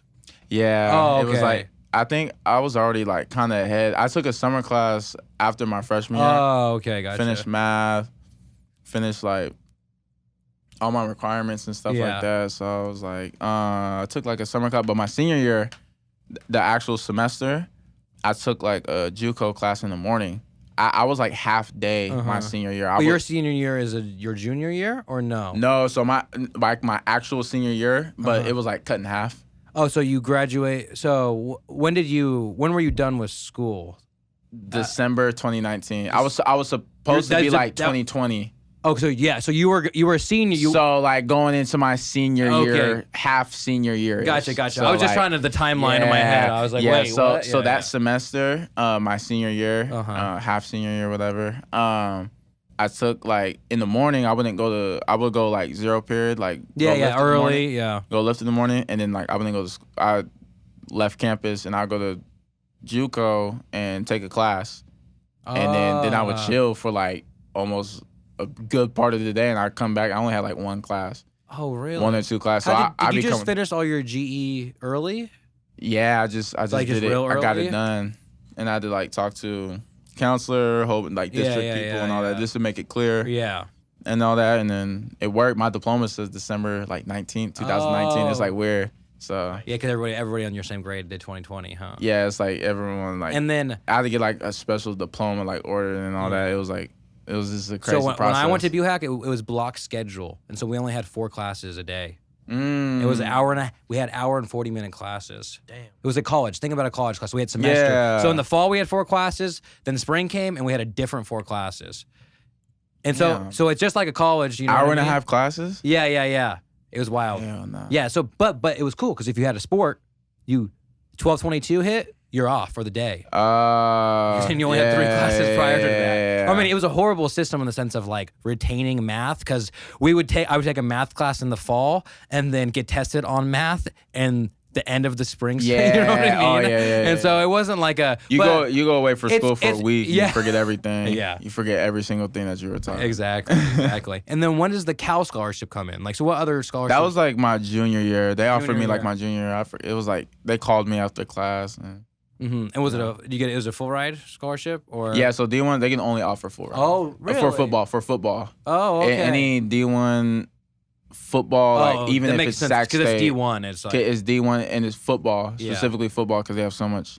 They're making money. So they're like you get a certain amount of scholarships every year, and so like there's no such thing as like half scholarship. It's like so everybody like in our locker room is like. You're either on full ride or you're a walk-on. Like, there's no in between. Yeah, I just thought my buddy is a huge Cal fan, but he just had a kid and he named his kid Cal. Really? Yeah. Damn, that's huge. Yeah. And he said that's crazy. He said like he mentioned it to his wife, and like he thought she was for sure gonna be like, oh, like because of the team, and she was like, oh, that's a really nice name, I like him. And he was like. Okay. Yeah, I'll go with it. I'll go with it. That's cool. Did he go to Cal? No. He was just a big fan growing up. We used to play Option Dash on NCAA like all the time. All the time. All the time together. Yeah. Yeah. So then they ended up offering you a full ride halfway through your junior year or in your junior year? Like the beginning. Yeah. Beginning of my junior year. That's when a lot of offers start coming in, is like your junior, because now it's so easy to communicate now that you're an upperclassman. And when did you accept? Like how many different offers were coming in, and then when did you accept? Or did you want to go to Cal? Was that like one of the ones on your mind? I did want to go to Cal. I ran a track meet with Minds in Motion, who I mentioned earlier. Okay, gotcha. So Minds in Motion is track, and then separate, but then does the swag organization, is that only for football, or is it for all? No, they do like work together kind football, softball, basketball. Those are pretty much more the of main those sports though, basically. Yeah, and then the other one Minds is in Motion is just a track club. Okay, gotcha. Yeah, so I ran a track meet at Berkeley. Okay. And then after, I wasn't even playing, I was like 19 years old, walking around the campus, and I was just like blown away. This is the first time I've ever been on the campus, and I was like, bro, this is like, I need to go here. So I'm like in fifth grade. It's like old, but like so nice. Yeah, like, so nice. Yeah, so my buddy went to Cal, and so when I walked around, it was like there's like so many little cool random things. Yeah. And it's like, and it's less like, it doesn't feel Bay Area. You know what I mean? Yeah, like, it feels like kind of calm. Like it's not like it's like a mellow spot. Yeah. But yeah, I was walking around, and then we walked up that hill, because Berkeley's on a hill. Yeah. So, and like it's so weird because like when I went visit my friend, he was like, "We'll just walk over here." I was like, "Dude, we've walked like so much," and he was like, "Yeah." And I was like, "Damn." I had to get a scooter my freshman year. It was bad. Oh, so is that like so popular? Like now in college, is like people ride scooters? If you don't have a scooter, you're crazy. If you don't have a scooter, you're crazy. It's so wild though, because like coming something. Back around though, like I mean, I feel like scooters were like for a while there. It was like because they weren't electric or anything either. Like I felt like it was like a manual scooter. Yeah. Like, but I'm saying with like your foots. Yeah, no, I'm saying imagine that from like when you're a kid. You know what I mean? Oh yeah. To like because and then you grow out of scooters at one point. You're like losers. Losers. Yeah. Okay, I see what you mean. I see what you mean. And then but like now it's like you can go to any town and rent a scooter or whatever. Yeah.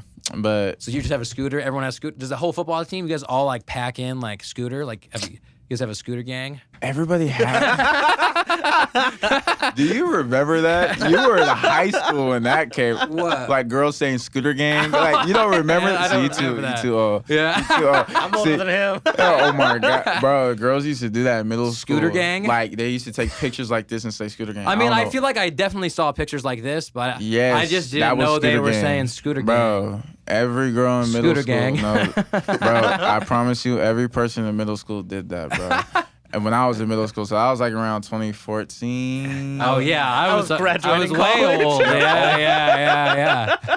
I wasn't because I took a really detour route on graduating college, but that wasn't on my radar. Yeah. But no, we was walking around, and I was just like, bro, this is crazy. I'm like 19 years old, 5th grade. And I go back home, and I'm like over here like asking teacher, how do you get to Berkeley? Like, how do you get into Berkeley? Yeah. Like, how do you go to Cal? I want to go to Cal. Like, Cal was like crazy. And I even saw the football stadium. And my dad and my mom and my little brother at the time, we was all like walking around and all that, you feel me? Mm-hmm. And then he was like, oh, let's just keep going. And my mom was like, bro, this is all uphill. I ain't trying to walk up this hill. But it was a football stadium. I took pictures right next to the football stadium. Mm-hmm. But I never played football. Oh, this was all before all that. Before all that. And it was like, and it's great. I took a picture in front of like the bear, the famous bear. Yeah, right there. And just it's just crazy to think now that like I walk past that like every day now. Yeah. Like when I go into the stadium to go work out or You're play a the game. little kid who was on the World Yeah, Series. You know yeah. what I So mean? it's just crazy. Yeah. Like it's just So it's like one of the ones that you wanted to go to. So when you did get the offer from them, were you kind of like, this is it? honestly no. No, honestly no, because I mean who else can I get? I was like I had UCLA too. So another school that was close was like Washington and UCLA. But really, it really did come down to because I wanted to stay in California. Yeah. West Coast, baby. Yeah, I wanted to stay on the West Coast, especially close to like family and all that. And I wanted to see them, or I wanted them to be able to see you play. Yeah. Your home games at least. Like, home games at least. I mean, because I've heard guys like it kind of family's never seen them. Like, bro, I flew all the way from like Arkansas, and like, damn, it sucks. Like, you know, after the game, you have people hugging you and all that. You just like, damn. And I'm like, oh yeah. I'm like that does suck. Yeah. But I mean, like every game would be like that. Every game would be like that. It'd be like, damn. And at least it's cool because then even your homies and stuff can come watch. Yeah, you. exactly. Like, you know what I mean? Yeah. So that's cool, and it's only a couple hours away. Yeah. It's a normal day but trip. I was super close to even going to UCLA too. You know, so but I did lean towards more Cal because that's where I always wanted to go. Yeah. And and then I feel like LA people would go, but way less than you know what I mean. Or it's just more of a commitment on a drive. Yeah. In LA, you could go home right afterwards. Yeah. From Cal. That's cool. Yeah, and that's a longer drive. Do you feel like a gladiator coming out onto like the field? Like I've never been into like that's a crazy imagine feeling. like just coming out like does it just feel like wild, like a rush of like adrenaline? Yeah, it's crazy coming out. And then you guys are all hyping each other up too. Yeah, it's like it's super like you get goosebumps. Yeah, it's just crazy. It's just you feel me? Your first adrenaline. game was it even more wild? Your first game? My first game was with COVID. There was no fans in the stand. Shit. My first game felt like a practice. My first game was at UCLA at 9:00 in the morning. Oh my gosh. That was crazy because that week we were supposed. That was your freshman year. That was my freshman year. First of all, the season got canceled, got pushed back. Then we were. So were you just going to school at that time at Cal? Yeah, it was all online. Damn. Did you move up there or no? So I moved back to Merced because there was nothing to do. And there's no we couldn't do no workouts or anything. So everybody went home, and hella boring. Yeah. And I was like, I was in Merced for like 3 months. And then they finally got the okay. They're like, okay, everybody report back next week. Yeah. By da. We're like, oh, okay. Are we gonna have a season? We don't know yet, but we need to get ready. Yeah. So we're like, damn. So we trained for this was like in June, June, July, August, September, October. Like we trained for like 5 months. Damn. Like because our first game wasn't until like October. I remember because it kept getting pushed back. We were supposed to play Washington at home.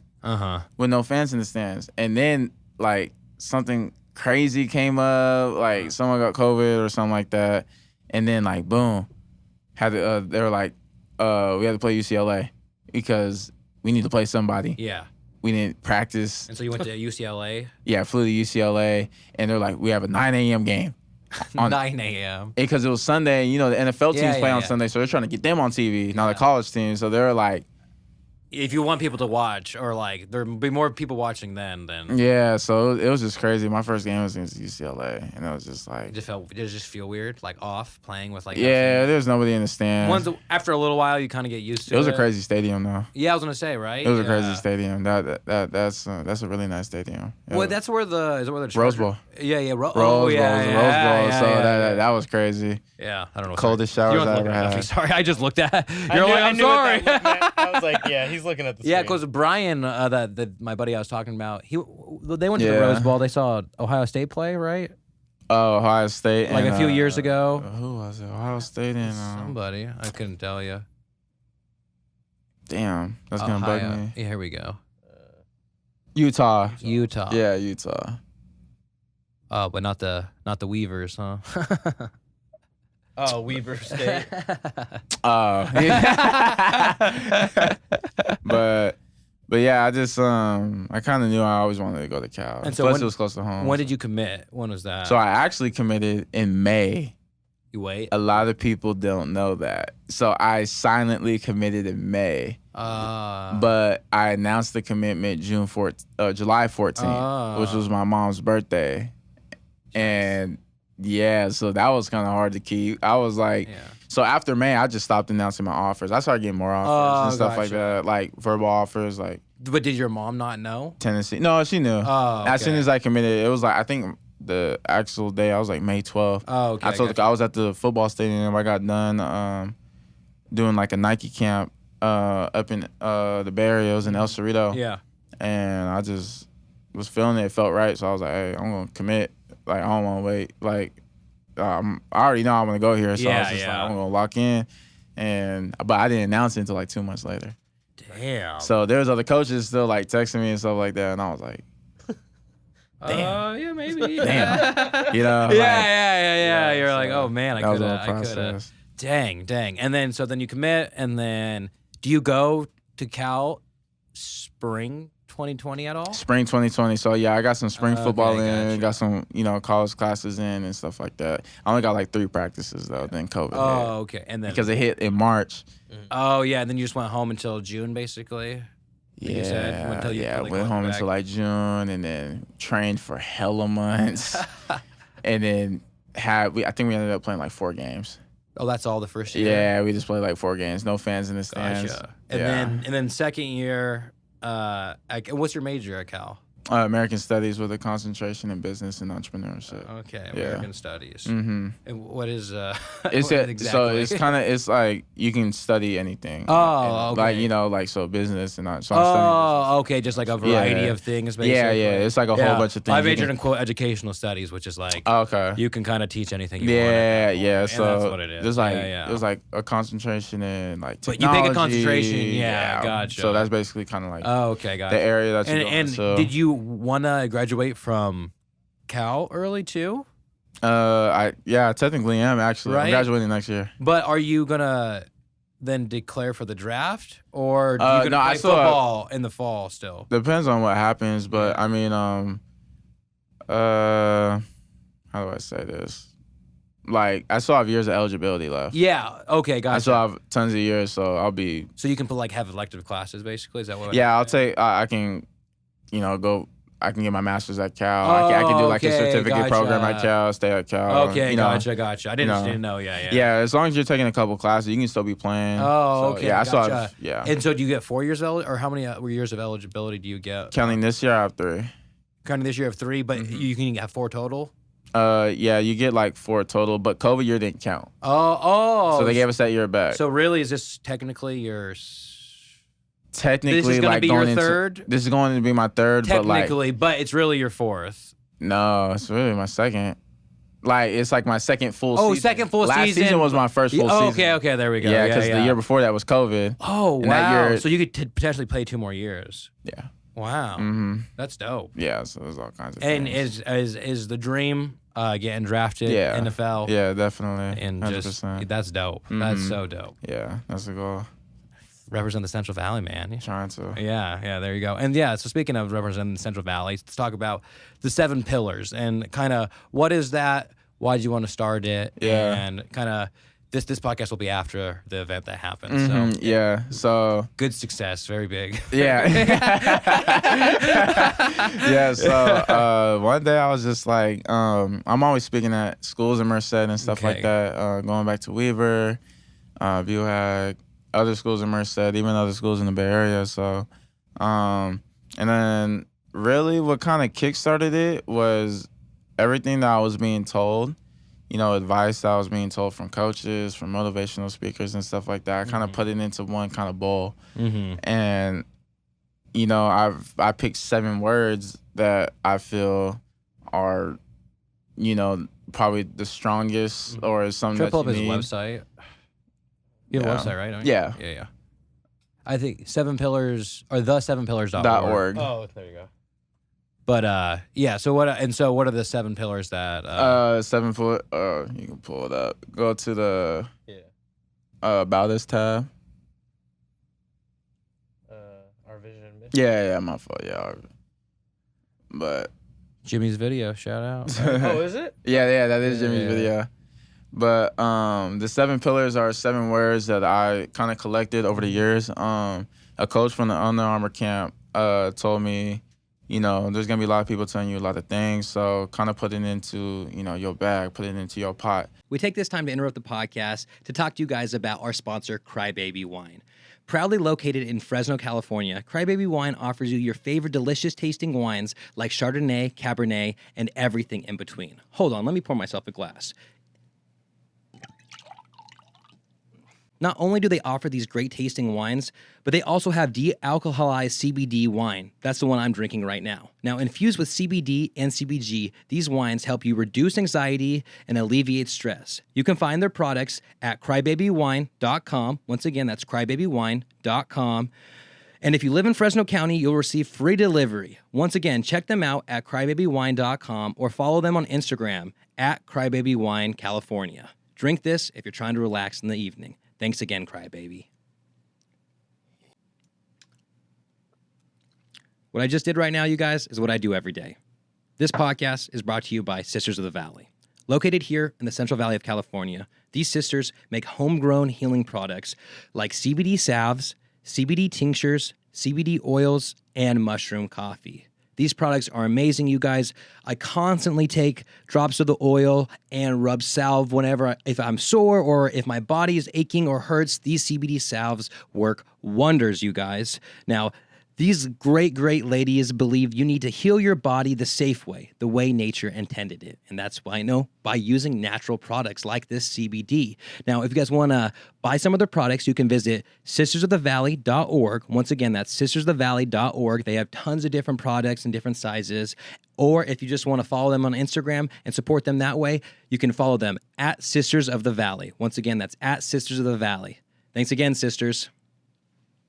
We also take this time to interrupt the podcast to talk to you about a little pick-me-up. That's right, Juno Coffee, right here in the Central Valley. Nothing beats fresh brewed coffee, but this specialty coffee is a delicious alternative for those who are on the go, whether you're backpacking, hiking, climbing, parenting, or just out there being rad. This is the perfect, absolutely perfect instant coffee. There's so many times I've been hiking and backpacking, and when you crack open like an instant coffee, you mix it up, it just doesn't taste good. It doesn't taste like a cup of coffee. But this Juno Coffee tastes exactly like a cup of coffee. He has taken his time, perfected this recipe, and it is delicious. They have some awesome roasted coffee as well, and it's pretty cool because they always, It's a small company, and what they do is he has this coffee called Martian coffee, and he put his kid on it on Mars, like photoshopped it in. And I don't know, I just love it. I just love it. But I can't recommend this coffee enough, you guys. This instant coffee is the shit. You can find them at drinkjunocoffee.com. Once again, you can go to drinkjunocoffee.com and order it. Or you can follow them on Instagram at DrinkJuno. Once again, their Instagram is at DrinkJuno. And if you want to order this amazing coffee, you can go to drinkjunocoffee.com. Mm-hmm. You don't have to taste everything in the pot, but it's good to always have it. Mm-hmm. So these are kind of the 7 things I really pulled. If anything that you want to have success in. So the first word is vision. Mm-hmm. That's like your blueprint. That's where it starts. It's important. You gotta see it before anybody else does. Mm-hmm. And it's kind of going more in depth with what people are saying. It's kind of not just words. Yeah. It's kind of like, you gotta be patient.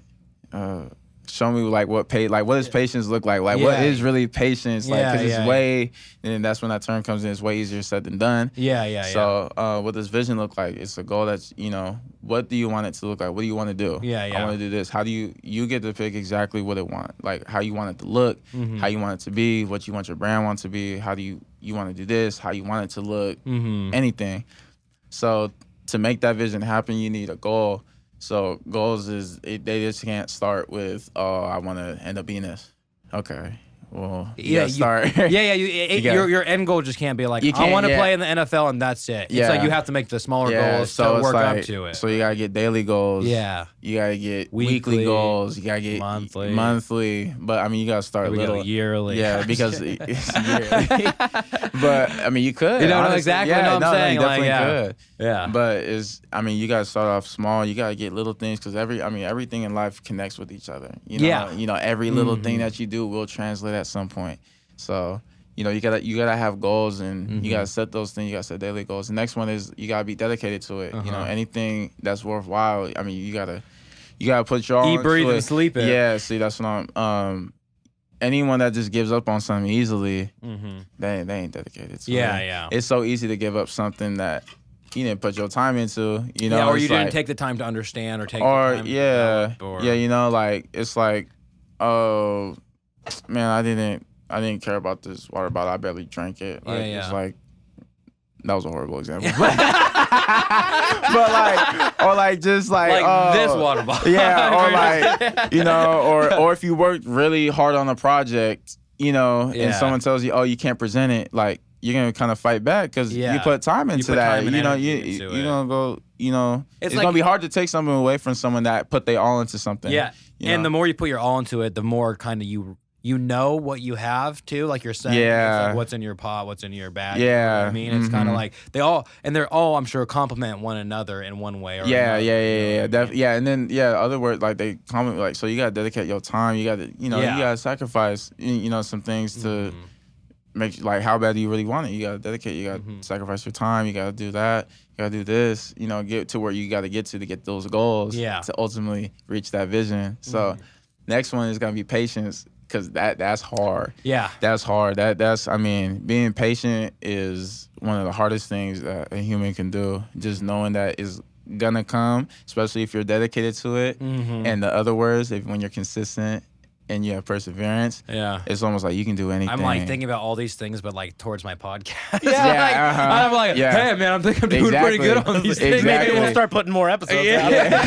That's what. So I mean, if you patient and you just a calm person. I mean, if you can sit there and not really just sit there, but willing to go through it, willing to take the time and dedication and like really go through this process. I mean, a lot of people live, my dad says we live in a microwave society. You know, everybody wants instant results. But, you know, it's not, you know, pizza tastes a lot better from the oven than coming from the microwave. So it's gonna take time and, you know, things that take time, and I mean, it takes a while. It takes a while, but it's gonna be well worth it, especially if you're dedicated to it, and if it's really your vision and something that you really want. It's gonna happen.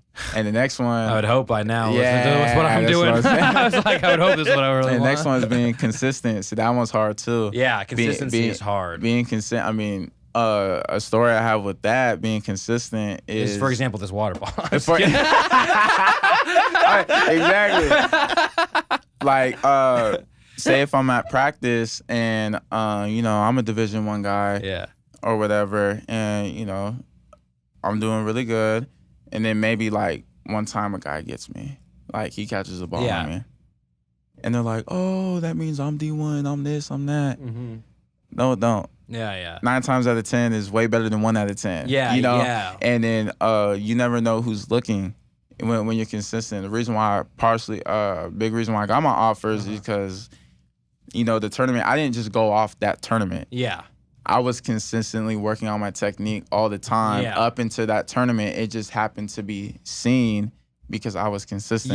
You know, it wasn't just something, I just went off that day. No, this was all the time. This was me working hard every single day, and then it paying off in a way. Exactly. And imagine being inconsistent that day. What a bad day to be inconsistent. You know, so consistency is, I mean, and that can relate to anything. No, exactly. That can relate to anything in life, anything that you want to do. Even when you're, you know, married and have kids and you have a wife, like, you got to be a consistent husband. You got to be a consistent person. You can't just be you can apply these things. Iffy, you know? Every trait. And then the next one is perseverance. That one's kind of self-explanatory. You got to be tough if you want it. Basically, to do all the other things and to do the consistency, to be patient, to have dedication, to have goals, to have the vision, you have to obviously persevere through all those obstacles that come in the way. And another thing, because you know adversity is going to come too, so don't be surprised when it does come. So, I mean, things are going to get detoured sometimes, you know, things are going to not go your way. But you knowing that, a lot of people is like, you know, it's not going to be easy. A lot of people say that, but when it's not easy, then you fold. Like, don't do that. Like, you know it's going to come, so persevere, push through that, because you knew it was going to happen anyways. Anything that you want wow, like, you know, this whole football thing, it wasn't just a walk in the park. Cupcakes, and, you know, it wasn't, you know, I've been hurt. You know, I've, you know, been demoted of spots before. I've been, you know, missed practices. It's just all kinds of variables that come in. But you know that, and now I know that, like, going into the season, like, there's going to be adversity. There's going to be times where it gets hard. Yeah. Especially this season. I mean, anytime you do anything. Yeah. You know, anything that's worth it or anything that takes the dedication. The time. It's exactly. Like, if you set New Year's, you know, resolutions like throughout the year, I'm gonna do this, I'm gonna do that. You know, a bump in the road is gonna come. Yeah, exactly. Like whether if it's a weekly goal or whatever it is. Life happens, honestly. Life happens, and it gets and it feels like it's getting in the way, but it's just a part of it. Yeah, it's just a part of it. Just gotta roll with it. And then the last one, with all that being said, I mean, you gotta have a good attitude doing it. You know, you can't be. That's just like your attitude is what you present yourself with. Yeah. And it's just all that being said, man, just have a good attitude. Don't let nobody knock you off your pivot. Don't let nobody else's actions dictate how you gonna feel. Yeah. You feel me? Like don't do that. Like if you let their emotions or their emotion, don't let other people's emotions take over yours. Yeah. Because those are not your emotions. Don't let people do that. Don't let people have it bear. You know, you're like bearing their burden basically. Yeah. Don't do that because that's gonna get in the way of everything else. So I mean, having a good attitude, especially presenting yourself like, you know, you gotta be cool all the time. Yeah. You know, you can't be inconsistent with that. Yeah. No, I agree. And so with these 7 pillars, like in this, what is it? Is like an organization? Is it like a foundation? Yeah, so it's a nonprofit. Specific. I mean, starting off helping. Yeah. You know, the Valley, like we were talking about earlier. There's not a lot here, but there is a lot of talent that isn't really shined upon. Yeah. And I noticed that knowing that young, coming out of trying to be an athlete. Yeah. You know, because you see a lot of guys above you that are good too. They're like, why didn't they go D1? Why didn't this happen? You know? Yeah. And it's like, man, this place is really slept on. Yeah. Really, the whole 209, really. The whole 209 and then, the whole Central Valley in general. But yeah, it just gets overlooked. And like now, I feel like, and it's weird because most cities after the pandemic, like, felt like it was like a hard time getting back. But like, Merced, if you go like downtown, there's more stuff in Merced now than there ever has been prior to. Yeah, you know what I mean? That. And then even on the side of the free, like towards the end, the freeway's like more. Let's not talk about the 99. Yeah, the 99 is bad. I ain't gonna lie, but I'm talking especially if you're going back. But then I'm talking about like off to the free, like there's more stores. There's like more. There's more stuff open. There's more like food spots that are coming. Yeah. You know, alive. It's growing. It's growing. And I think after the youth, because when did the UC get here?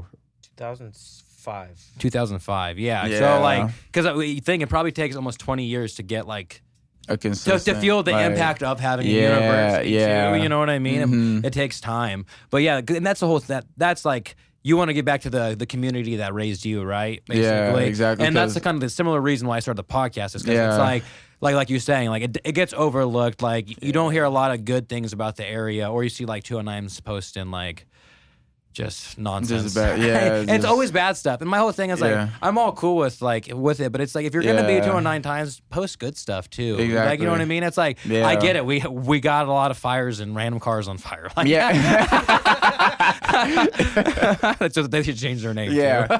Oh my. Yeah. No. Exactly. But I mean, it's like there needs to be an outlet for the good stuff too, and that's like what drove me to want to do this. And if you were to look at episode 1, and then you look at like this episode now, like the perseverance of me to do it, like it was like we were going through some things. Like it wasn't like it wasn't like I started a podcast and it looks like this nice set. You know what I mean? Yeah. It was like working every single week, not knowing what I was doing to knowing and understanding it completely. You know what I mean? And exactly. So whether it's football to podcast to photography to dancing barbers to just any art to any actual other job, whether it's ranching or you know what I mean, anything. Like exactly. you can apply those principles to everything. Yeah. And so with this camp on Sunday, what are you doing there? What is it going to be like? So I'm basically trying to take away that, kind of like the stigma that I hear kids say like, oh, not really any guys get out of here. I'm bringing a lot of guys from the Valley that made it out of here. I'm bringing all guys who are at the D1 level. That's dope. Who are from the Valley. Dope, a few of them are from different places, different places too. But a good majority of them, though, are from the Valley. That's cool. And just to show, like, look, and it, like you said, doesn't really get shined upon. Dude. And then I'm learning about the past. I'm talking to OGs in like Mac Park. You feel me? Like dudes like, oh, I played football at Boise State. I played football at USC. I'm like, bro, nobody knows this. Yeah. Like, how does not anybody, you feel me, know this? And it's like hard. It's like work travels differently. It's like I don't know what it is. It's like and I talk to other people and some of their ideas is like we're kind of spread out where like the Bay Area, everything's in the Bay Area. LA, everything's in LA. Yeah, it's spread out and it's big. But the Valley, it's like there's so many smaller. Like it's like you might not know this small town in the Valley has like a really cool downtown. Yeah, this place over here exists because we're all more spread out. So I don't know if that's it. Yeah. I've been trying to get some high school kids to watch this podcast. Yeah. I was like, I feel like if one school got a hold of the podcast, it would just like rapid fire because it's like it's funny stuff. Kids like funny stuff. You know what I mean? Yeah. And so that's I'm like trying to get that. And I would always when I was substituting and doing the podcast, I was always like, man, I want to promote my podcast, but I don't want to get made fun of by high school kids. You know what I mean? Yeah, it's like one of those things. Yeah. But no, I'll get the younger crowd with you. But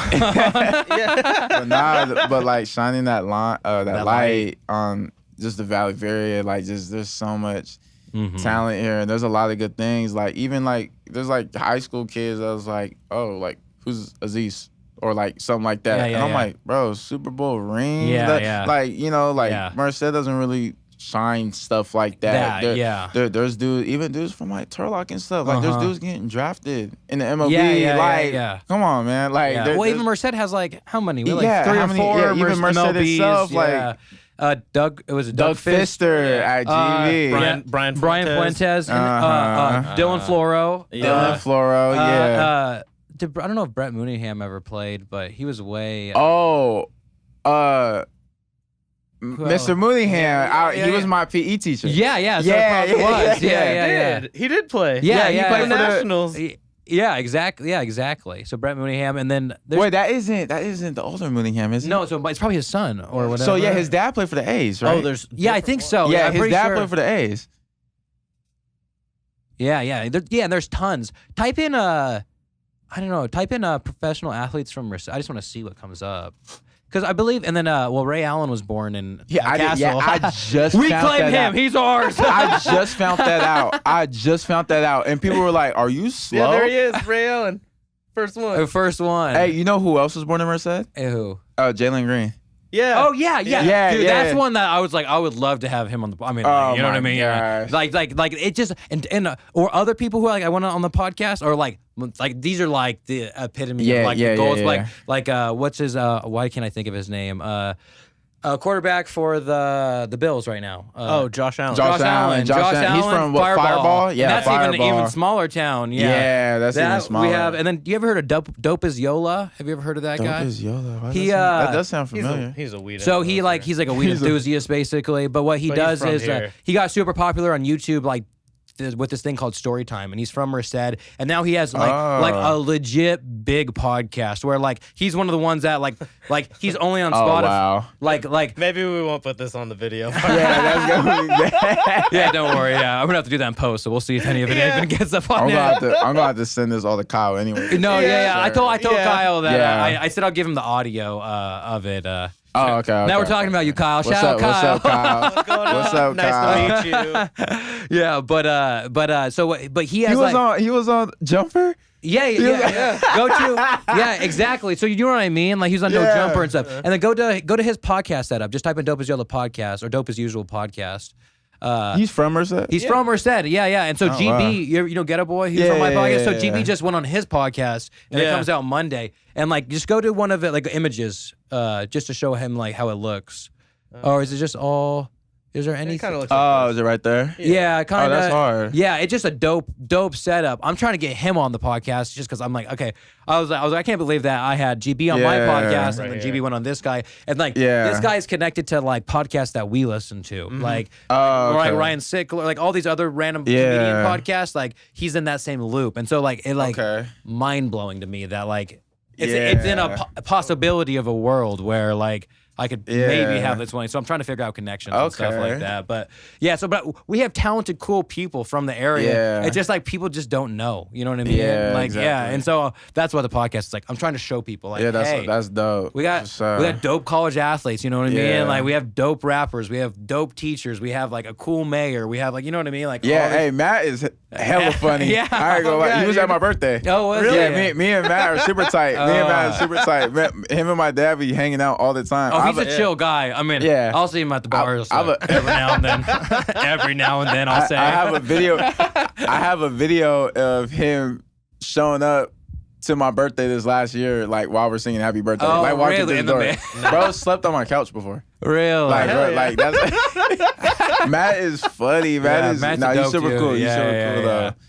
But yeah, man, there's so much around here. Dude, exactly, and it just like it doesn't get. There's not an outlet for it. Yeah, and I can see Merced turning into like another like Fresno-ish kind of. You know what I mean? Like a Fresno type of area. Well, like, and then all the development by like Yosemite, right? The Yosemite and Paulson area, or Yosemite and G Street area. Yeah. Like all that stuff's like it's like fun. Like after like years of it being an empty field. Yeah, I heard they might build another high school. Oh, really? I heard that from somewhere. That makes every high school still has like 2,000 kids or more probably. Yeah, and then somewhere out that way too, especially when they build all that development. Yeah. Oh yeah, it's gonna be El Cap's gonna be filled up. Oh yeah, no, yeah. Yeah. And because they're all building houses all right there right now. Because I live right over there, and so there's like so many houses. Like we moved in, and then within like 3 months of us moving in.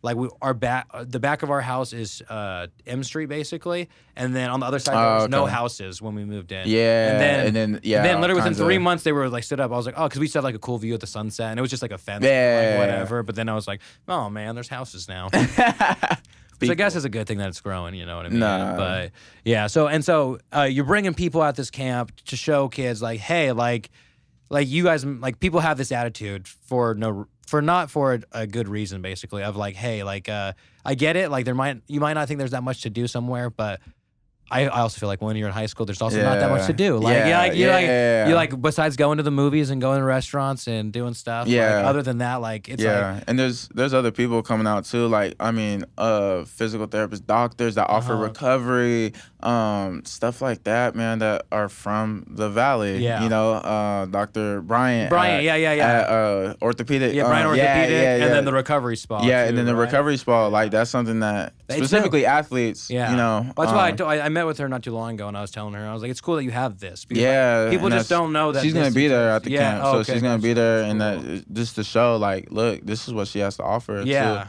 the Valley specifically, and she's real. You know, she wants to make specifically athletes around the Valley just better, and that's something that we need because.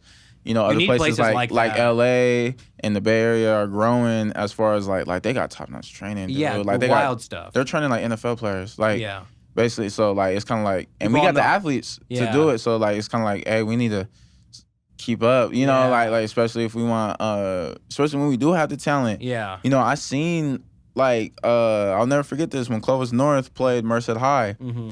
Merced High, obviously no D1 dudes or anything like that. They have good players though. I would say. I mean, damn good players. And but Clovis North had like a couple D1 guys, specifically a running back that was committed to UCLA. I remember everybody came to him and said beat him. And it was just like, it was a huge thing. Especially like when I was in high school, like whenever we play like a Clovis or Fresno school, it's like we gotta beat them. Like we beat Clovis North my sophomore year. Oh really? Or like beating like a Tracy or a Stockton school or especially in playoffs, beating a Sacramento school. That's just like showing a lot. Like, hey, we're better than, or we can compete just the same as like with these guys over here. Exactly. That's just from an athlete's perspective. So. Damn. Yeah, no, and I think it's just cool that you're starting this, and this is your first event that you're gonna throw. Yeah, it's my first event. Gotcha. Yeah, I got all kinds of ideas. Yeah, I was gonna say, I'm gonna have you on the. You play softball? I play softball.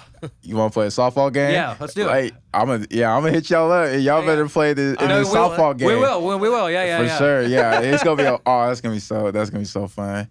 What is it gonna be? What do you think? I don't know yet, but it's gonna be fun. But you guys are playing. It's gonna be for a good cause for sure. Yeah. But I just want to play softball. I just want to see people together. feel me? Dude, yeah. That's gonna be such a good time. Yeah. You feel That'll me? be fun. Yeah, Especially getting different people in the community. Oh, yeah. Like, and just like people involved in stuff, basically. Yeah, definitely. I mean, just doing more like around here, especially when there's not too much yet to do and it's still growing. Like, man, let's just bring people together and like do cool stuff. hella cool stuff. Well, my like whole that. thing too is like, it's like, my thing is like, I feel like we have like so many.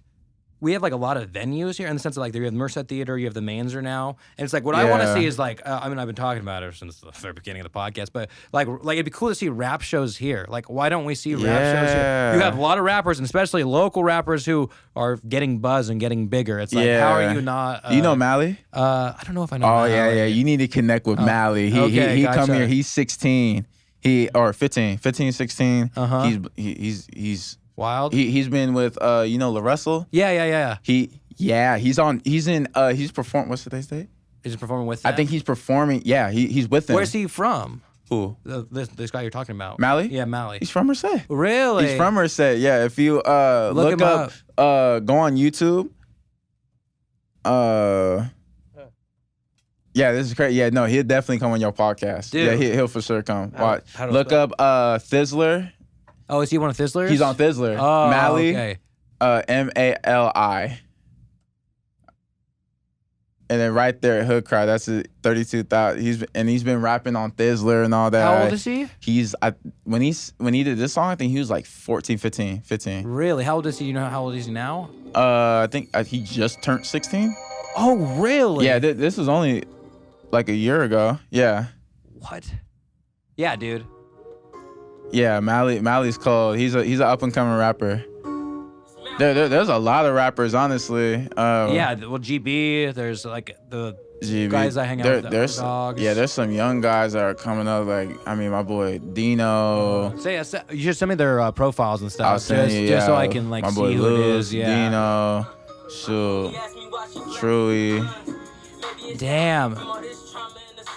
Yeah. No way. And he's heavy on Merced. I mean, he's. Oh hell yeah. Yeah, he's heavy in Merced. Like yep. Season 4 is coming on. I don't know when, but yeah. We'll get him. Yeah. Yeah, no, he'll for sure. He would definitely do it. He'd definitely do it. Dope. I think he literally did a concert in SAC like the other day, or in San Francisco and SAC, and I think he's in LA today. Yeah. With LaRussell. That's dope. And he was in, you know how LaRussell does like the backyard? Yeah. He was literally there. If you go on his Instagram, he just sang one of his songs. That's sick. With LaRussell. Like, it was dope. Like, dude, that's sick. That's I like and see what's cool is like it's like I don't know how, but like the Valley's so it's like I'm like trying to be all about it, and like it's good because everyone gets to have him learning about more people and stuff like that. But it's like, how do I not know that? You know what I mean? About like these up and coming people, and like there's probably that. Go to Mally's Instagram. Yeah. You know what it is? Nah. Go to my page. Maybe we can do a deep dive here. We can do it. Oh God. Yeah, we got log in. Folding. Come on. Just kidding. Where's my password? Damn, what is short? That's hella short password. That's not what it was. It's still. There we go. Okay, there we go. That's more. That wasn't it either. I know. Is it because you put Yes. in the username? Yeah, you put in the username. Am I supposed to? No, you're not supposed to. Oh. Yeah. I'll figure this one out. No worries. Yeah. So he's all about Merced. Where do you go to school, or where does he go to school? He's at Merced High. Merced High. Yeah, he's at Merced High. So really? Yeah. That's my route. That's my route to the yeah to the kids. yeah. No, Mally is. Dude, that's dope. sick. That's sick. You posted him the other day, right, on your story? You posted something he did. I probably did. Yeah. Okay. So. Okay. Yeah. Mm-hmm. That's sick. Yeah. I had no idea that. Yeah. That man. Yeah, he definitely come on here. Yeah. And if you have any recommendations on people to come on or just ideas, just send them my way. Just because I have like a whole bunch of I have a whole list of like people like potential guests basically, and it's like ever growing, and everyone's like, how do you pick your guests? Everyone asked me that. Like I don't even think I seen you do GB. No, I think about it. Well, he was in December, so maybe you start following me after that. Okay, So, I gotta see. Yeah, you should I listen to gotta that watch one. it. Yeah, It's yeah. real good. Yeah, Yeah. yeah. Just like the super good conversation. I went to a store the other day. Yeah, or yeah. not the other day, like a couple weeks ago or something. couple like that. weeks ago. Yeah, Went to Certified. the Yeah, store. so I shot a mini documentary for GB about him opening up his store. Really? Yeah. Oh, you did that? Yeah, I did That that was one. crazy. I was gonna ask you too, but you just said you're not gonna work because I need a documentary. Oh. But I know you're not. You're gonna take a break. Oh no, I'll take a break from podcast. Okay. I was literally gonna ask you like. Take a break from not working. No, I have to work to. Yeah. I wish I could. Yeah.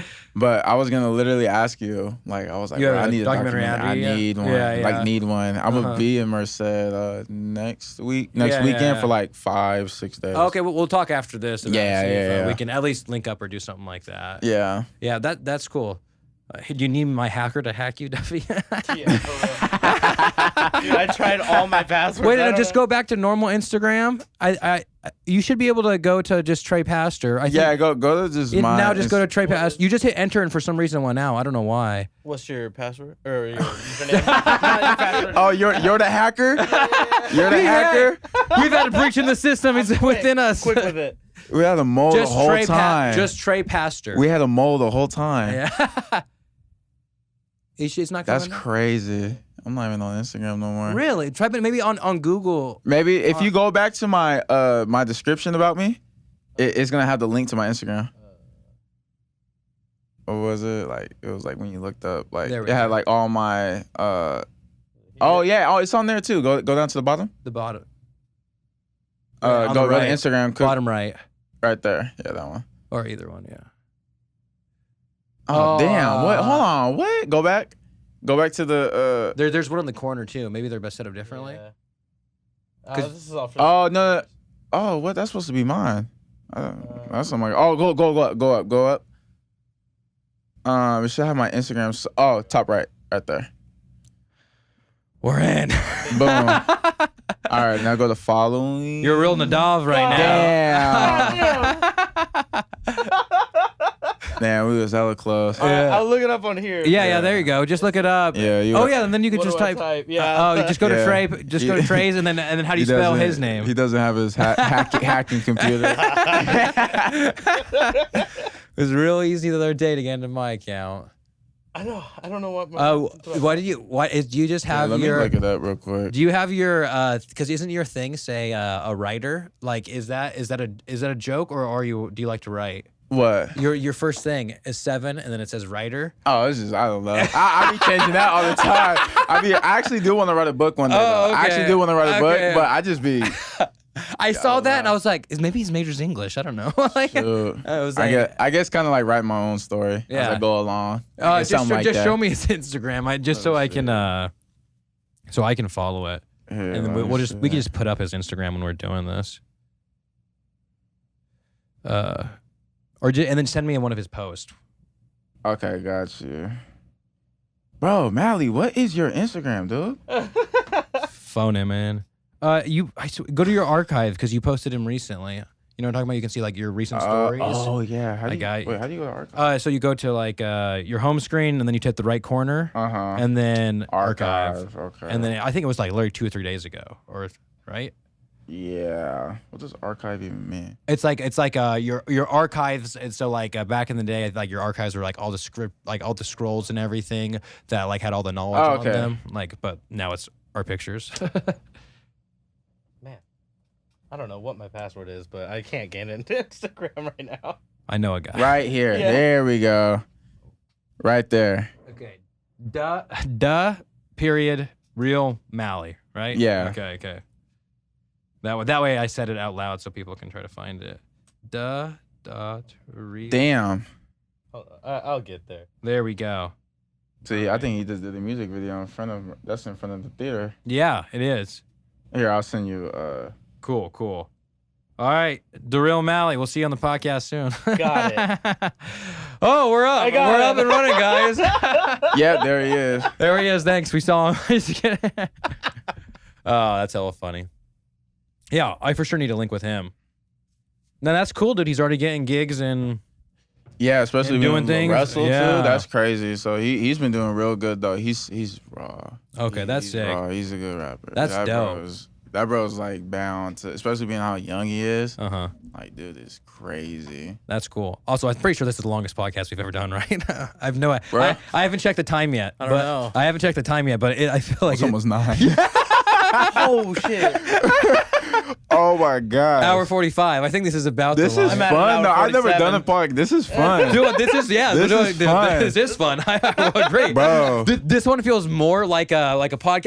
I think this later is more of like me and my element, because sometimes it's like I got a 10 a.m. podcast or something, and then it's kind of like you're on like a different. Yeah. This is more like we're all chilling, we're just relaxed, Yeah. Friday night. hanging out. Yeah, Friday night. This is fun because I can only imagine if you have like a whole bunch of just dudes just talking. That's funny. Yeah. Well, yeah. Oh, my We goodness. actually don't have too many podcasts with so many. Like I think. Yeah. It's hard when you already know each other and talk to each other all the time, because then you have nothing Yeah, to I talk about. can see that. I can see Or that. people are like overthinking. Yeah, and it's sometimes people overthink it when they're on a podcast too, and it's like, no, we're Yeah. just chilling, having a conversation. Like you saw, like we went off topic so many times. Yeah. Yeah. But- I don't know, I mean, my description for Kyle was like, we both are involved in the community. It's going to be all about that.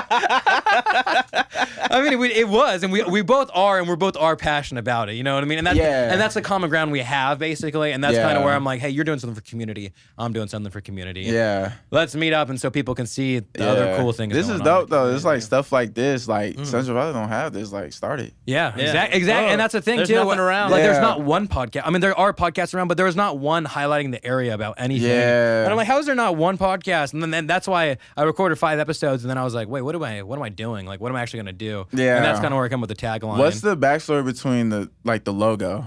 The Palm and the Pine? Yeah. So if you drive on 99 towards Madera.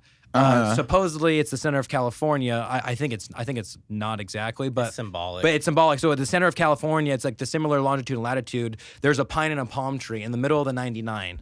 And and so if you go down Madera, randomly in the middle of it, there's a pine and a palm tree, and right in the middle of the freeway. And so that represents the center of California. And so yeah, exactly. And so my idea with the whole Central Valley podcast, it's where the pines, That's all hard, NorCal, okay. it's where the pines meet the palms.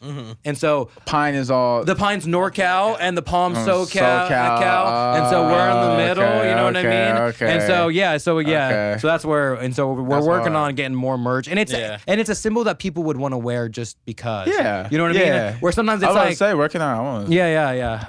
We're working on them. Yeah. We're making more. Yeah, exactly, Gotcha. exactly.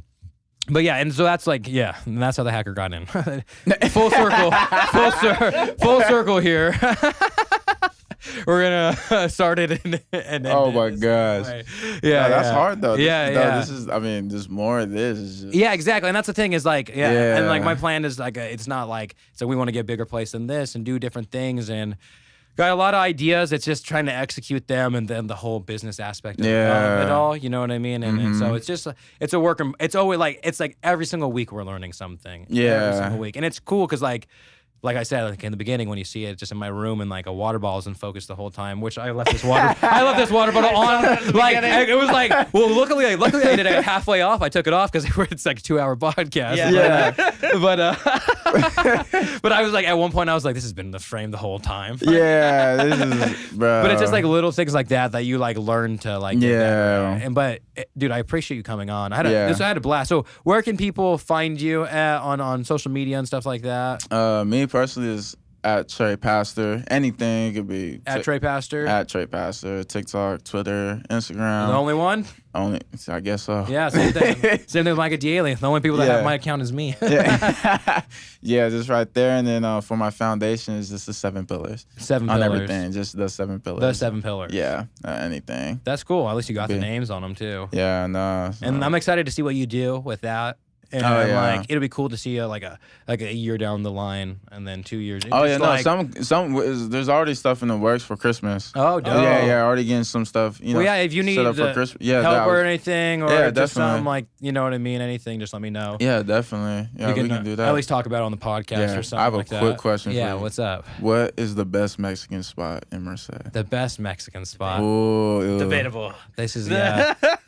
Ooh. I like Los Did I Reyes. just turn this to a debate? Yeah. Yeah. Well, I just, like what is your so excluding taco trucks we'll go because I like taco trucks too. Like I love you can taco trucks. include taco trucks. Well, so I mean, I don't know. There's like so much.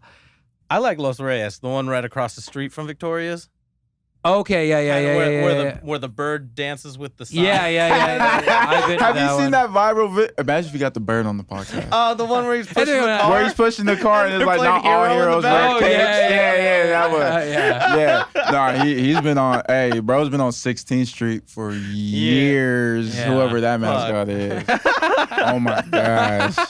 I mean, I would say so. I love El Asadero. I love Los Panchos. I really like Los Panchos. Ooh, I'm gonna go there. Yeah, Los Panchos is good. Yeah, that sounds good. Yeah. So there's one right the truck from a long time. I don't know how to explain it where it's at. I don't even know the name. It's on grocery outlet is? Yeah. That little shop. Where's it by grocery outlet? It's by grocery outlet. It's on the same street. It's like where quinceañeras and stuff happen. Okay, but it's past it. It's then? past it. Not on the main street. It's like on Main Street. Like if Maria's Taco Shop. Okay, well, that's I don't know. Sorry. No, not that's past it going it. that way. It's like in front of where the taco truck is in front of Rock and Jump. Yeah. So it's on that street right there. You just have to keep going. I forgot the name of it, but it's not really like a Mexican. It's a Mexican place, but it's like they sell like bread. Oh, I know what you're talking about. You know what I'm talking about? Yeah. By the Itlo. It's down the street from the Itlo. It's like a Mexican market, but they have like a restaurant in there. It was that for a little while. Yeah. Oh, this one. Yeah. Panderia. That one. Panderia, But the Guadalajara, Merced. I got horrible. Nah, bro.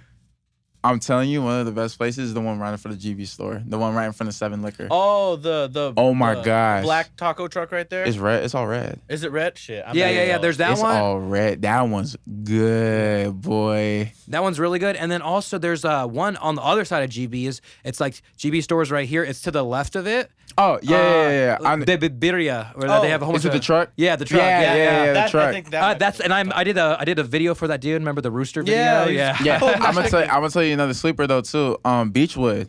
Oh, Beechwood Taco Truck right there? Beechwood Taco Truck. It's not there no more. You know that? In high school I'd always go there. Yeah. Back in high school they'd have because they'd have burritos under $5, so it was like $4.75, and we'd go there. What? I mean. I was 10 years ahead of you there. But what do you call it? By that time. No, on Beechwood still the Shop and Go, the liquor store all the way at the end of Beechwood. and the in Beechwood, right? Yeah. Because when I started dating, especially breakfast. Yeah, when I first started dating my wife, I'd never been to in Beechwood. I had just been to the A&M market. The A&M market. That's like where I hung out pretty much all the time. Yeah. But I had never gone into it. And then I went into it and I was like, oh, like this is the liquor store. Yeah. You know what I mean? No, there's another liquor store. Oh. It's on the other side of Beechwood.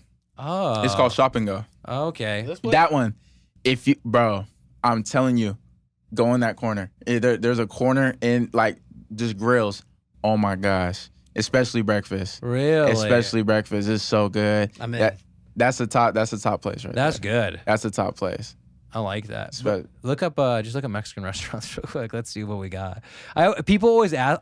I just blank though. People are like, "What's a good place to eat?" And I'm like, I don't know why. I don't know. It's just like I don't know why, but then H&W comes to your head. Yeah. And you're like, you ever had In-N-Out?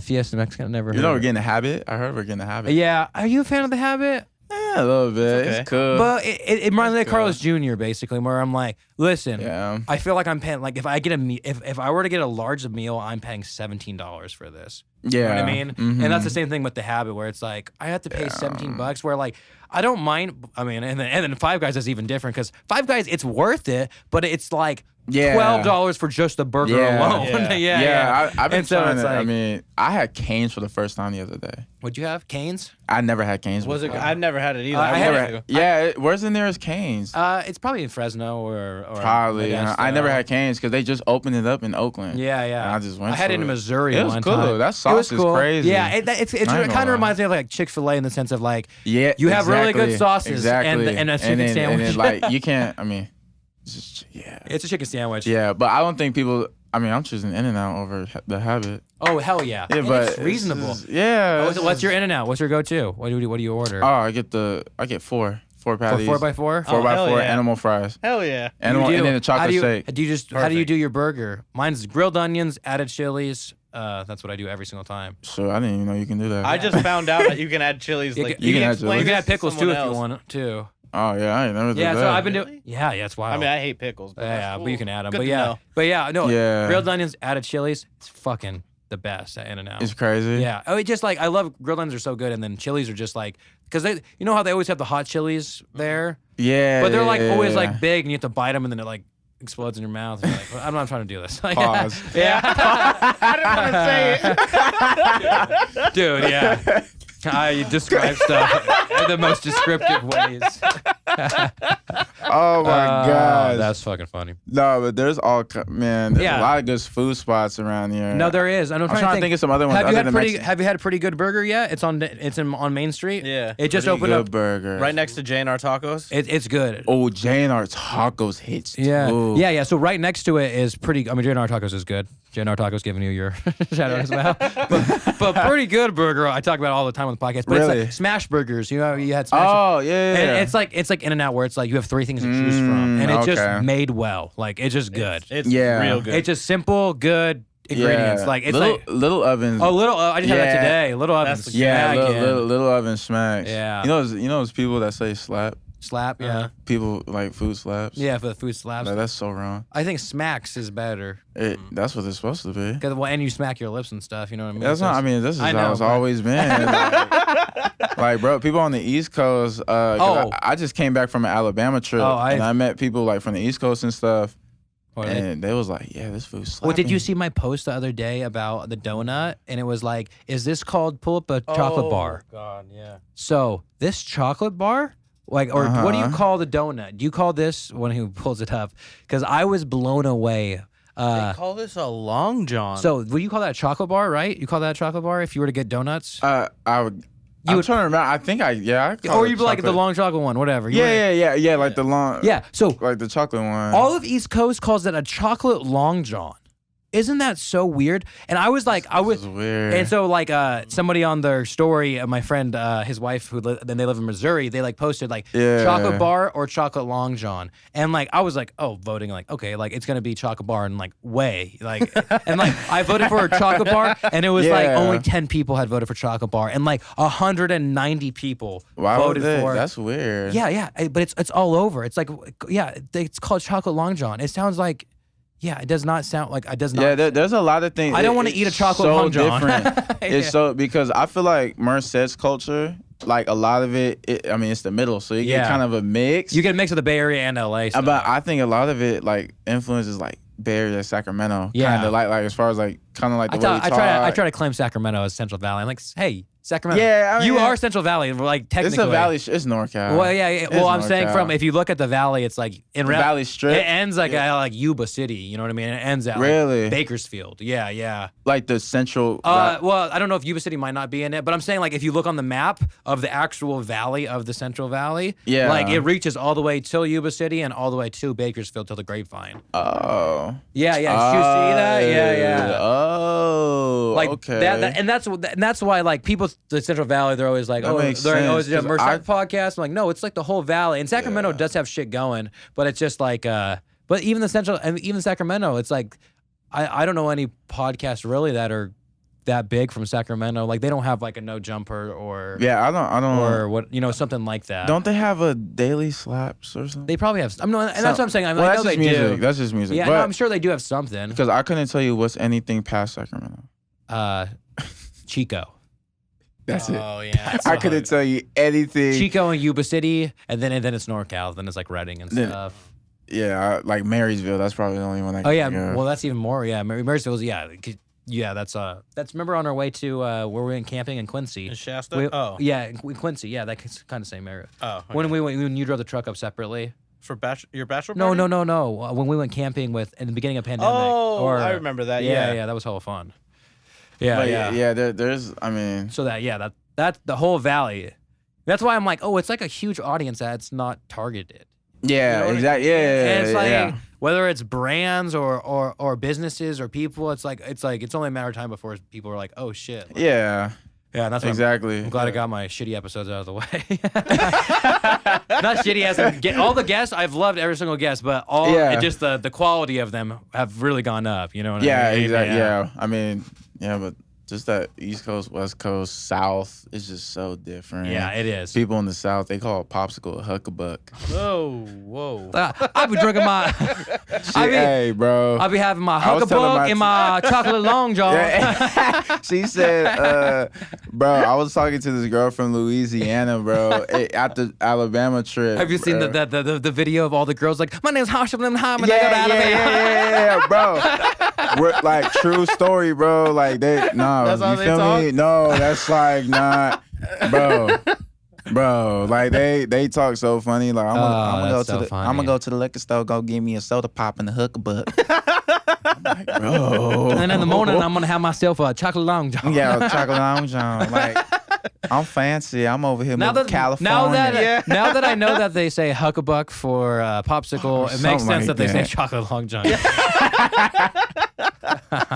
Bro, it's just this leg is just so funny. It's just so different. That's so funny. Yeah, imagine not having a California license plate.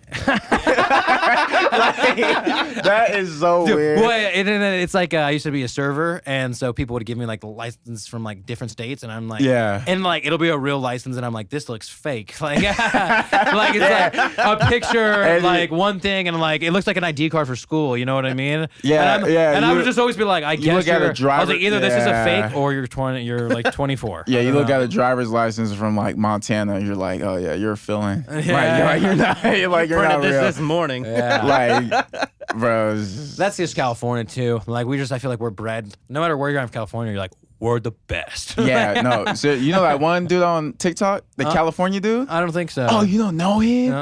Oh, he be dropping facts about California. He's like, he always says California forever, goodbye. Like at the end of his video. Really? You gotta look him up. I think, California forever, goodbye. Or something like that. But he be like going in on other states. Oh, just why California? And then like why? Yeah, that dude. Pull one of them up. And he even talks about the valley too. He's just like he gives you all kinds of facts about the valley. Feeds 1/3 of the. We're gonna play a game. This guy? We're gonna name off the coolest cities in every state, and the first person who runs out of cool cities loses. Okay? Let's start. Miami, Austin, keep it weird. San Diego. Fort Lauderdale, it's old poor people, but it's nice still, kind of. Houston, for sure. Los Angeles. Orlando. Dallas, Texas. San Francisco. Fuck. I say San Antonio. Santa Barbara, Santa Cruz, Redondo Beach, Hermosa Beach, Tahoe, Napa Valley, Monterey, Sacramento, and so many more. Florida has 2 cool cities, and the rest is an entire swamp. Texas has 1 cool city, but I'll give you the benefit of the doubt and say you have 3. California has 1 billion. But he be going in. Oh, that's so funny. I gotta follow that. Yeah, guy. no, he be going in on the other stage, like just like dude, like it's like, oh, like I want to move, Texas this, Texas that. It's like, okay, well, you can have fun at bowling alleys and Cracker Barrel. And that's all you got. That's all you got. Like, Bucks or whatever they're called. I lived in California my whole life, and I still haven't done everything that there is to California. Yeah, There's so I go much hiking to and do. shit all the time, and like you could endless. You can go hiking. You can go. Literally everything. Snow, even like you can go snow and beach. You can go to the beach. Yeah. Even SoCal is just by itself. By itself is just like every place. Yeah. There's And just then so the much to mountain. do. NorCal is a different state. It feels like NorCal. Yeah, way up it's like north. Oregon. Yeah, exactly. Yeah, it's all like like Oregon, but it's just like anything that you want to do in California, like we got it. Like it's just like there's countless things to do. Exactly. Well, hey, yeah, I think we're gonna wrap it up. Yeah, no, I ain't gonna lie. All right, dude, Trey, thank you for coming on. Yeah, appreciate you. I appreciate it, dude. Of course. And then we'll have to do this again. Definitely. All righty. This is fun. Yeah. Smiley. If you done ever lost a loved one, some gang violence, or to the presence, you gon' feel this one for real. I ain't mad at you. Listen.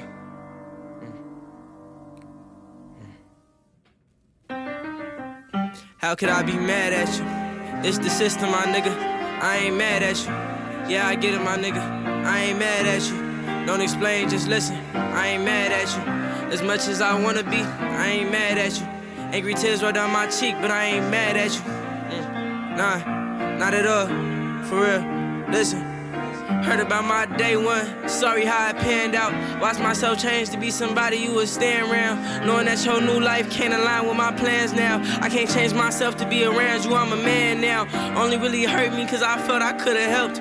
Wasn't no one else to shame, and so I tried to shame myself. When it ain't no one else to blame, just start to blame yourself. I was walking through the rain, but couldn't tell you how I felt. I couldn't tell you what happened. What happened? You started banging, and I started rapping. And things started changing in a peculiar fashion, my nigga. Now we ain't clicking no more. We not even clacking, my nigga. Seen you in public. You say you different, you laughing, my nigga.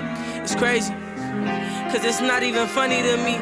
Greet you with a handshake and a smile when you running to me. Now it's court dates and trials, talking about guns and I see. I'm sorry I couldn't save you. When I talk to you, it sound like preaching, I couldn't change you. Sorry about society's setups and the way they played you. Adversity molded you into something that really ain't true. I tried helping. I tried to help you, I tried to show you a different way. But you felt stuck in the game, ain't seen no getaway. If I could rip a page out, I'd write your book in a different way. Like you was good at rapping, could've took the stage. But here we are now, and when it all fall down, nigga, this where we are now. So who you gon' call now? When your time limited on the phone, only an hour from home. But to you, it feel like you gone, cause you was in the wrong, and they ain't teach you no better. You my dog over you, I was getting down with whoever. But I gotta have my space, there's certain things I gotta chase. After all that, I still wanna say, I'm gonna let you know that I ain't mad at you. Doing your thing. Yeah.